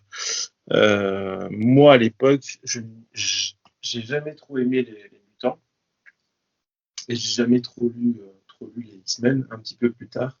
D'ailleurs, c'est Bendis qui m'a fait arrêter de lire les X-Men. Ouais, c'est une fin un peu abrupte et un peu nette, mais franchement, ouais, ça faisait le taf. Et je pense que la formule, elle a été reprise après, je sais plus dans quel comics. Euh, il y a eu No More Humans, donc plus d'humains. Et voilà, je me suis dit, ouais, c'était un beau clin d'œil à un truc qui a marqué l'univers. C'est un truc qui a marqué l'univers Marvel, quoi. Ça, on peut pas le nier. Oui, de toute façon, oui, c'est clair que la phrase marque l'univers Marvel. Enfin, c'est quelque chose qui va avoir des répercussions hyper durables. Moi, je sais que quand je l'avais lu, j'avais été. En fait, si je me souviens bien, il me semble que j'ai lu House of M justement pour ça. Parce que je savais que dans la période où je reprenais les comics, il y avait un problème, en fait. Il y avait eu un problème chez les mutants Et je voulais savoir d'où ça venait. Et, du coup, j'avais vu que c'était dans House of M, que les origines remontaient à là. Et il me semble que c'était pour ça que je l'avais vu. Donc, je le lisais en connaissance de cause, en fait, le récit. Ça n'empêche pas que c'est hyper choquant et que c'est un peu l'espèce de point final de. Enfin, de point final, non, mais euh, une forme de conclusion à House of M où Wanda achève de péter un autre boulard, quoi. C'est-à-dire qu'elle en a vraiment plein le cul, en fait, que tout le monde l'utilise et que tout le monde se serve d'elle, j'ai l'impression. Et tout le monde la rejette et voilà, elle en a marre de ce monde parfait où les mutants étaient en maître. Donc voilà, elle balance cette phrase No More Mutants, dont je pense qu'elle ne maîtrise pas tout à fait les conséquences derrière, mais où tu sens surtout un espèce de ras-le-bol définitif, en fait, quoi. C'est-à-dire que Pietro l'a un peu manipulé dans cette affaire, en étant désespéré en effet et porté par l'amour de sa sœur, mais bon, il n'a peut-être pas fait le meilleur choix. Et c'est vrai que c'est intéressant. Alors, on va reparler après juste après des conséquences, mais ouais, je trouve que cette fin est quand même impactante, choquante, et c'est à mon avis une des fins d'event les plus réussies. Tu te dis waouh, enfin, comment est-ce que l'univers Marvel va se relever derrière, quoi. Voilà, c'est ça, parce C'est que ça. voilà, moi je me rappelle à la lecture, on s'attend quand même à revenir au point de départ, parce que c'est un peu l'objectif en effet de cette équipe, la rassembler, et on se dit bon, voilà, on va faire une boucle, on va revenir au point de départ, c'est l'objectif clairement affiché, et tout va rentrer dans l'ordre. Voilà, et donc forcément, comme tu dis, c'est d'autant plus marquant qu'en effet, on s'attend à ce que tout rentre dans l'ordre, sauf que c'est loin d'être le cas, puisque finalement, on va passer d'une vie, voilà, d'un monde de rêve à un monde un peu cauchemardesque pour les mutants. Hein, donc, et le rêve se transforme en effet rapidement en cauchemar. Et je trouve que là aussi, c'est plutôt bien maîtrisé dans le sens où on voit bien que Vanda, à ce moment-là, le monde House of M est vraiment créé sur le désir de son père. C'est-à-dire même si c'est Pietro, son frère, qui l'influence pour créer ce monde-là, elle le modèle quand même pour plaire à son père. Voilà, c'est-à-dire pour avoir au moins peut-être à ce moment-là, et c'est ce qu'elle nous dit peut-être à la fin, d'avoir au moins la reconnaissance de son père au moins une fois. C'est-à-dire comme si elle ne l'avait jamais reçu de Magneto, et que ce monde lui est dédié quelque part. Elle lui offre un monde sur un plateau, une réalité sur un plateau, et qu'à la fin, finalement, elle constate que même avec cette réalité offerte sur un plateau, finalement, ça ne sera jamais suffisant, puisqu'elle voit comment Magneto maltraite son frère une fois qu'il réalise que c'est Pietro qui l'a manipulé. Et comme si là, tout d'un coup, elle disait, puisque finalement, je ne pourrai jamais être reconnu, plaire à mon père, et bien finalement, autant tout supprimer et faire table rase de tout ça. Et à chaque fois, finalement, on sent bien le point de bascule. Hein, c'est voilà, c'est plaire à son père ou tant pis, voilà, l'effacer aussi de la surface. Et on voit bien que dans l'épilogue, voilà, Magneto fait partie des mutants qui forcément ont perdu leur pouvoir. Donc, et je trouve que ça, c'est plutôt bien maîtrisé, cette idée que voilà, c'est tout d'un coup, on passe de Wanda qui répond au désir plus ou moins enfoui de son père pour une reconnaissance qui finalement n'arrivera jamais, et que c'est ce point-là de reconnaissance qui n'arrive jamais qui crée la catastrophe finale. En fait, c'est ça, c'est que c'est une histoire qui rassemble un casting énorme. Et malgré tout, c'est très intimiste, hein, parce que finalement, ce qui crée le point de départ, c'est une relation entre une fille, un frère et son père. Et le point de dénouement, c'est toujours finalement Vanda vis-à-vis de son frère et vis-à-vis de son père. C'est toujours une histoire quand même très intimiste à la fin qui donne le point de chute. Ouais. Ouais, je suis assez d'accord là-dessus. Elle essaye quand même. En fait, le truc, c'est qu'elle essaye les deux alternatives. Donc, elle essaye un monde où il y a que des mutants et où c'est l'humain qui est à la place du mutant, on va dire. Et à l'inverse, elle bascule tout vraiment à la fin où il y a plus de mutants, parce qu'en fait, elle se rend compte de toute façon que le problème, il vient quand même des mutants et que ça n'a pas arrangé les problèmes en fait. Et donc voilà, je pense qu'elle donne une chance des deux côtés, quoi.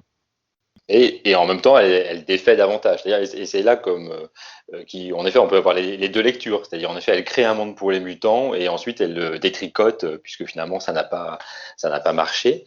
Et donc, on peut avoir cette lecture, en effet, de se dire, bah voilà, elle crée un monde pour les mutants et ensuite elle le retire puisque les mutants n'en ont rien fait de bien à la fin.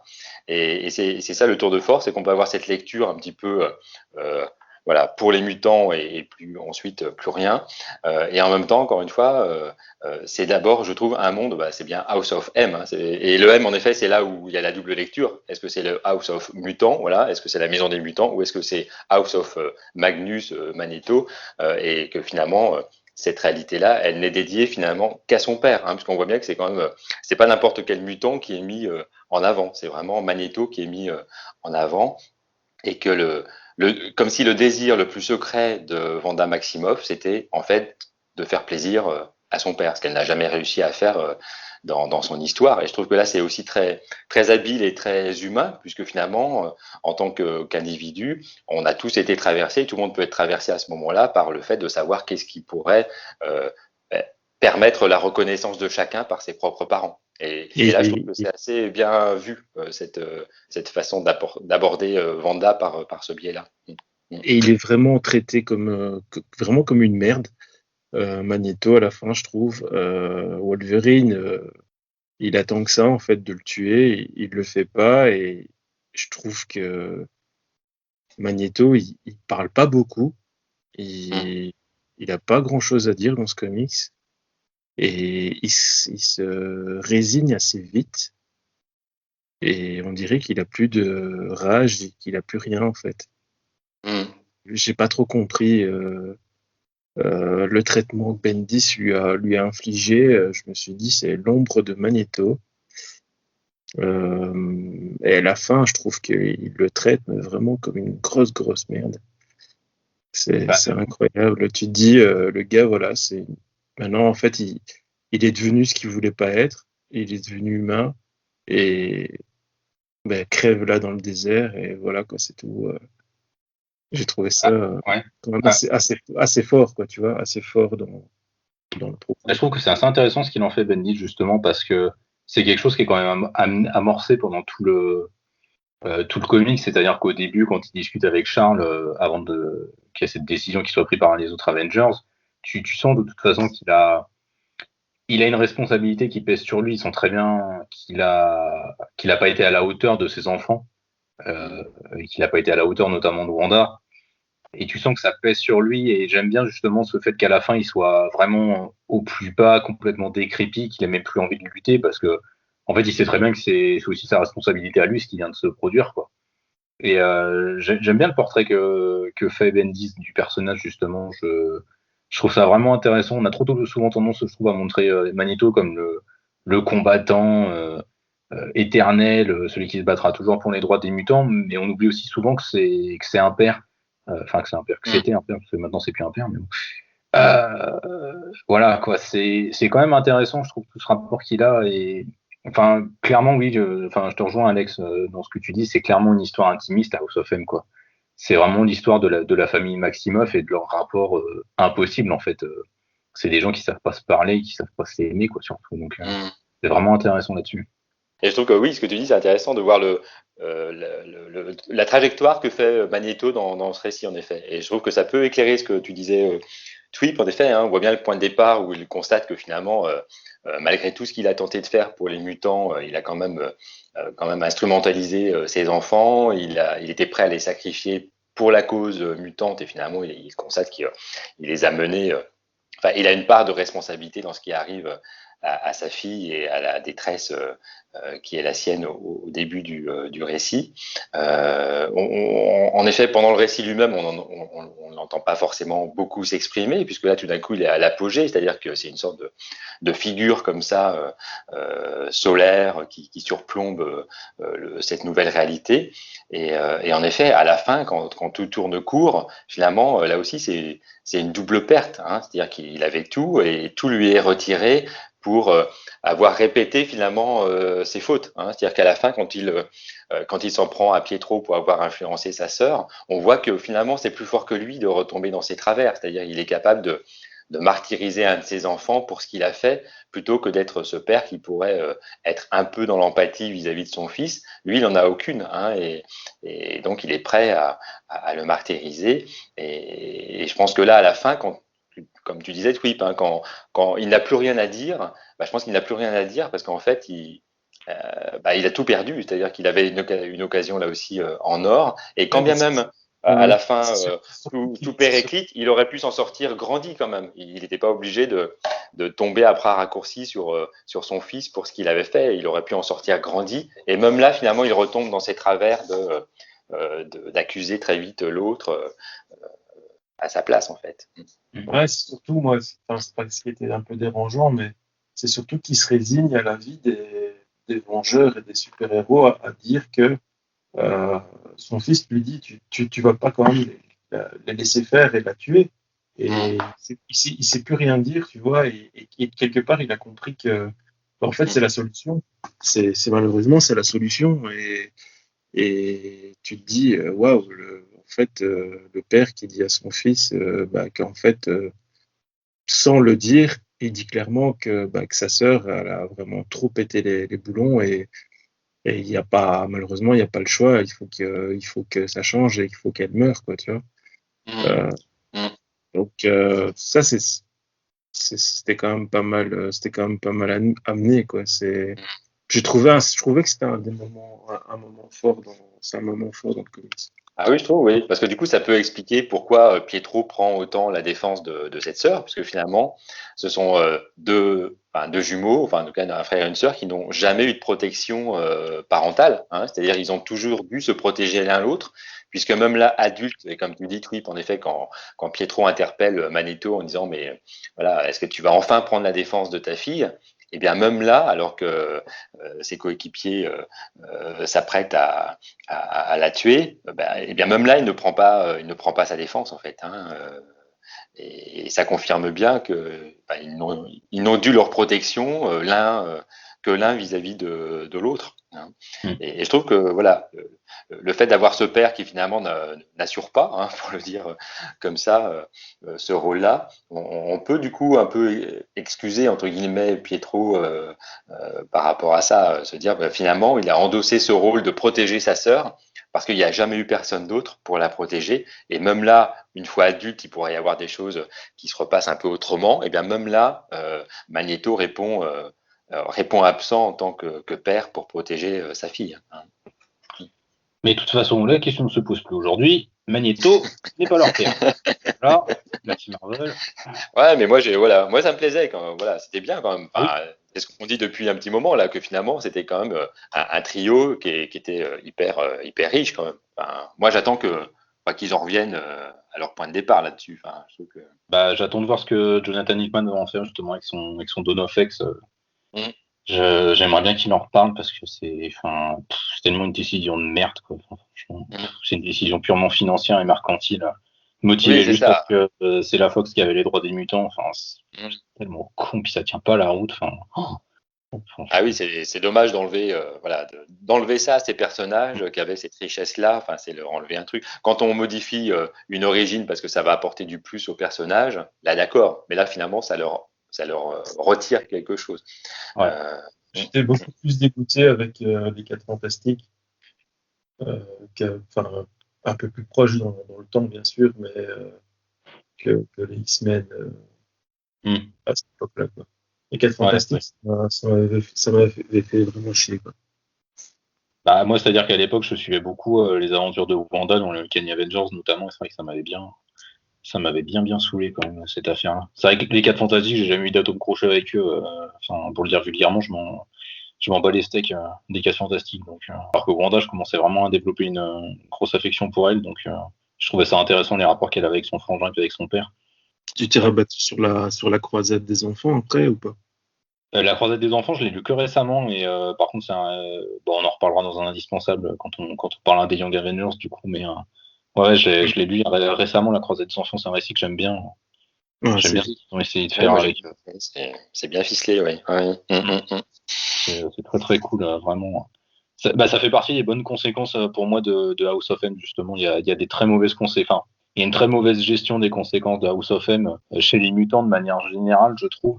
Bendis, on va dire qu'il a eu des couilles avec cette fin, mais en même temps, j'ai l'impression qu'il a un peu foutu tout le monde dans la merde derrière aussi, quoi. Ça a été quand même la galère, ça a été très très compliqué pour les X-Men de se relever de ça, quoi, je trouve, en termes de qualité scénaristique et narrative. Bah, comme il était un peu l'architecte de Marvel à l'époque, en fait, il s'est mis tout seul dans le caca, quoi, en fait.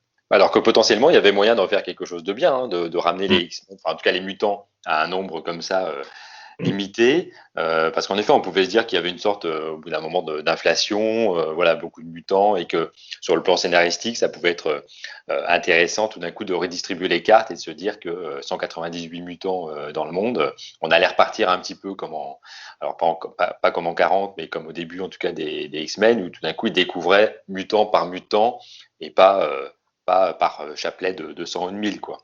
Et ça pouvait donner quelque chose d'intéressant, sauf que dans mon souvenir, ce que j'ai imaginé était, enfin en tout cas, plus intéressant que ce que j'ai lu. Donc, Je pense que ça a été le cas pour beaucoup de monde. voilà, je pense. Hein.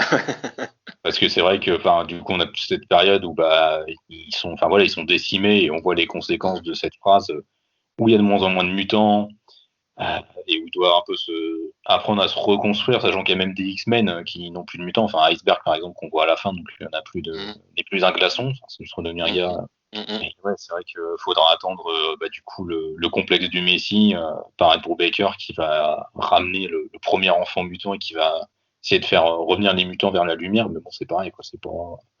C'est quand même pas bien foufou niveau scénaristique, quoi. C'est pour ça, je trouve que vraiment Bendis, il les a un peu foutus dans la merde.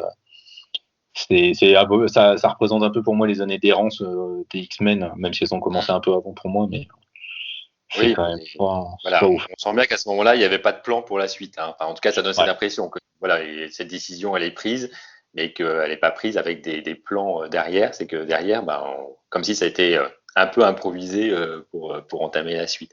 Et oui, comme tu dis, l'arc, enfin, toute la suite décimation sur les mutants, oui, enfin, moi j'ai trouvé ça plutôt poussif. Ça a plutôt décimé les lecteurs que les mutants, je pense. Bonne punchline. No more lecteur. Non, mais ouais, c'est clair, ouais, c'est dommage. En fait, je pense que ça a été coordonné entre Bendis et Quesada, mais qu'à côté, ils ont oublié de prévenir une frange des scénaristes, quoi. Bah oui, c'est ça, parce que même l'arc Son of M qui était centré sur Pietro Maximoff, donc Vif Argent, enfin, moi c'est un personnage que j'aime assez. Hein. Il n'est pas toujours très sympathique, mais j'ai des fois un attachement pour des personnages pas très sympathiques comme lui ou comme Namor, etc. Je trouve que il parle aussi de nos côtés moins sympas, et je trouve que ça pouvait être intéressant de faire voilà toute une histoire sur ce personnage et les conséquences pour lui de ce qui s'était passé là, hein, quand même, parce qu'il a quand même un rôle majeur et dans la construction de House of M et ensuite dans la déroute et dans ce qui se passe ensuite. Et je trouve que Son of M n'a pas été une série très, voilà, très, très réussie. Enfin, en tout cas, là aussi, c'est pareil pour un mutant de la vitesse, c'était quand même poussif. Donc du coup, ce qui était quand même un peu antinomique, quoi. Avec tout l'arc où il récupère les brumes tératogènes des humains, etc. Enfin, et là, je trouve que alors il y a une descente aux enfers, mais en même temps pour le personnage et en même temps pour le scénario. Alors c'est au moins il y a une cohérence, il y a une forme de cohérence, c'est-à-dire que tout tombe dans les enfers, mais voilà, on peut faire tomber un personnage un peu dans les enfers, mais en ayant un scénario plus bétonné. Mais là, voilà, là tout tombe en même temps, je trouve. Et c'était dommage parce qu'il y avait un potentiel aussi de faire une suite. Son of M, ça sonnait plutôt bien et de voir comment ce personnage qui n'avait pas forcément l'habitude d'être mis en avant pouvait justement avoir un récit un peu plus conséquent. Et je trouve que là, le rendez-vous était. À votre avis, qu'est-ce que vous en pensez? Mais je pense quand même que House of M reste un indispensable du comics à notre époque, malgré les bémols, par exemple, toi, Twip, malgré les bémols que tu as pu émettre. Non, moi je vais quand même garder l'aspect grincheux jusqu'au bout. Je mets mon veto pour un indispensable du comics. Pour moi, c'est pas un indispensable parce que tu peux très, très clairement lire du Marvel sans devoir passer par forcément House of M et lire ce crossover. Tu m'aurais posé la question pour Civil War. je t'aurais dit, c'est 1000 fois un indispensable, quoi, tu vois. Mais House of M, je te dis, en plus, moi, en l'ayant lu en retard, vraiment pour pouvoir avoir les idées du truc, voilà, je me suis dit, ouais, c'est pas, c'est pas un indispensable. T'es pas obligé vraiment d'y passer pour lire du Marvel. Il y a, pour moi, il y a beaucoup d'autres choses qui sont indispensables chez Marvel que Ok. avis perso, bien sûr. Ah oui, mais c'est nos avis perso, ça n'engage que nous, évidemment, mais c'est ça qui est intéressant à mon avis. Toi, Alex, je pense que c'est un indispensable pour toi. Ah oui, pour moi, c'est voilà, c'est un indispensable. Ça l'était quand je l'ai lu à l'époque de sa sortie, et là, quand je l'ai relu, je me suis dit oui, c'est voilà, c'est assez clairement un indispensable. C'est-à-dire que au-delà de tout ce qu'on a dit, en plus, il y a quand même des cerises sur le gâteau. C'est-à-dire c'est quand même un beau gâteau qui est plutôt bien charpenté et qui nous en donne pour notre lecture. Et en plus, il y a des cerises supplémentaires. C'est-à-dire c'est quand même dans ce récit qui est créé Leila Miller. Hein, alors, comme disait Twip tout à l'heure, c'est peut-être une facilité scénaristique de Bendis. Mais je pense que Leila Miller, bah, c'est Bendis en fait. Hein, c'est Bendis dans le scénario. Et quand elle se réveille d'ailleurs dans sa chambre, il me semble qu'il y a des posters dans sa chambre et c'est des couvertures notamment de récits de Bendis. Et ce personnage-là, il est pas rien parce qu'après tout ce que ce personnage va devenir dans la série X Factor, enfin moi c'est un personnage que j'ai trouvé assez kiffant quand même, ce personnage assez arrogant, contrairement à la petite fille là qu'on voit, la jeune ado qui est un peu perdue. Elle devient vite un personnage qui justement connaît beaucoup de choses et son histoire avec Madrox, l'homme multiple. Enfin voilà, on sent que c'est un personnage qui va se développer et il naît quand même dans cet arc ce personnage. Et puis il y a un autre élément, enfin une autre cerise sur le gâteau qu'on n'a peut-être pas évoqué, il me semble, c'est quand même là où Logan va se souvenir de son passé. Enfin, et donc le point de départ de James Howlett, voilà, c'est quand même là où Logan, qui est quand même ce personnage qui justement, il le rappelle dans le récit, a tout oublié de son histoire, et tout d'un coup tout lui revient, et donc forcément dans la série Wolverine, ça va être là par contre plutôt bien exploité, hein, de voir comment les souvenirs et comment l'histoire va être réécrite de ce personnage quand même assez crucial pour les X-Men et même le monde Marvel. Donc je trouve que voilà, on a quelque chose de copieux et en plus on a ou des amuse-bouches ou en tout cas des choses, des cerises sur le gâteau supplémentaires. Donc et puis en plus voilà, comme on le disait tout à l'heure, quand on lit House of X et puis House of M, voilà, on voit toute l'influence que Hickman a pu noter dans ses interviews. Donc pour moi, oui, c'est clairement un indispensable. Voilà, faut le lire. Et puis pour Wanda et comprendre un peu le personnage de Wanda Maximoff, la sorcière rouge, je pense que il faut lire House of M absolument. Ouais, je suis assez d'accord. Je serais peut-être moins dithyrambique, mais c'est pour moi un indispensable, à la fois si on s'intéresse à l'histoire de Marvel, parce que bah, c'est une pierre angulaire dans l'histoire Marvel. La phrase No More Mutants, même si les conséquences sur les titres X-Men ont été, à mon avis, catastrophiques.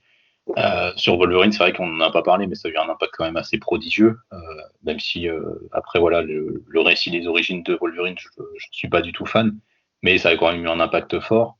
Ça a eu des conséquences quand même assez majeures sur tout l'univers Marvel, et c'est au moins indispensable de le lire pour comprendre certains plans de l'univers Marvel à l'heure actuelle. Je pense aussi que c'est un récit qui est quand même hyper important sur le personnage de Wanda, et puis même pour tout ce qu'il raconte derrière sur les maladies mentales. Je trouve quand même qu'il en parle avec alors justesse, je sais pas, mais il essaie au moins d'en parler et de pas faire de Wanda un personnage totalement méchant et totalement mauvais. C'est juste un personnage qui fait parfois les mauvais choix, qui est parfois souvent mal guidé à mon avis dans ses choix. Et ça en fait vraiment un personnage, je trouve, très très intéressant. Et puis bon, au-delà de ça, c'est un récit enfin voilà, il y a du rythme, il y a quand même des personnages cool, c'est rythmé. Ça manque clairement d'approfondissement sur plein d'aspects. Après, est-ce que c'est ce qu'on cherche dans un récit événementiel chez Marvel? Je sais pas. Moi, c'est s'il y a de l'action et qu'il y a des personnages qui sont à peu près bien taffés et qu'il y a quand même un sous-texte derrière, moi ça me convient. Et je trouve que Bendis là-dessus, il assure quand même. C'est quand même autre chose que les récits qui nous sortent aujourd'hui, hein. Enfin, quand on lit ce qu'il fait aujourd'hui chez DC Comics, j'ai envie de me tailler les veines et de relire House of M, quoi. Voilà. Voilà, voilà. Donc oui, pour moi, c'est un indispensable du comics. House of M, ça l'était à l'époque et ça l'est encore aujourd'hui. Je pense on peut encore se régaler en le lisant.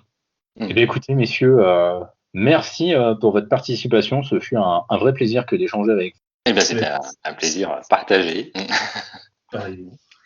Eh ben, j'espère que vous, de l'autre côté, vous avez également kiffé cet épisode. N'hésitez surtout pas à nous dire sur nos réseaux sociaux, en commentaire sur YouTube, ou bien à nous envoyer des messages pour nous dire ce que vous en avez pensé. Si vous trouvez que ce n'est pas un indispensable, vous pouvez m'insulter moi et Alex. Si vous trouvez au contraire que c'est un indispensable, vous pouvez insulter Twip. Ça ne nous posera pas de problème. C'est beaucoup plus facile. En tout cas, merci de nous avoir écoutés. N'oubliez pas de vous abonner à nos flux. On est en podcast sur PodCloud, sur Spotify. On a une playlist où tous nos podcasts sont réunis dessus, donc n'hésitez pas à vous abonner à notre chaîne YouTube. N'hésitez pas également à vous abonner à la chaîne YouTube de ce bon vieux MC Twip, puisqu'il est vidéaste pour le collectif lescomics.fr. Il a sa propre chaîne YouTube. On vous mettra évidemment le lien. Et Alex Evans, on le retrouve pour les articles sous le masque sur lescomics.fr. Allez, à bientôt sur lescomics.fr.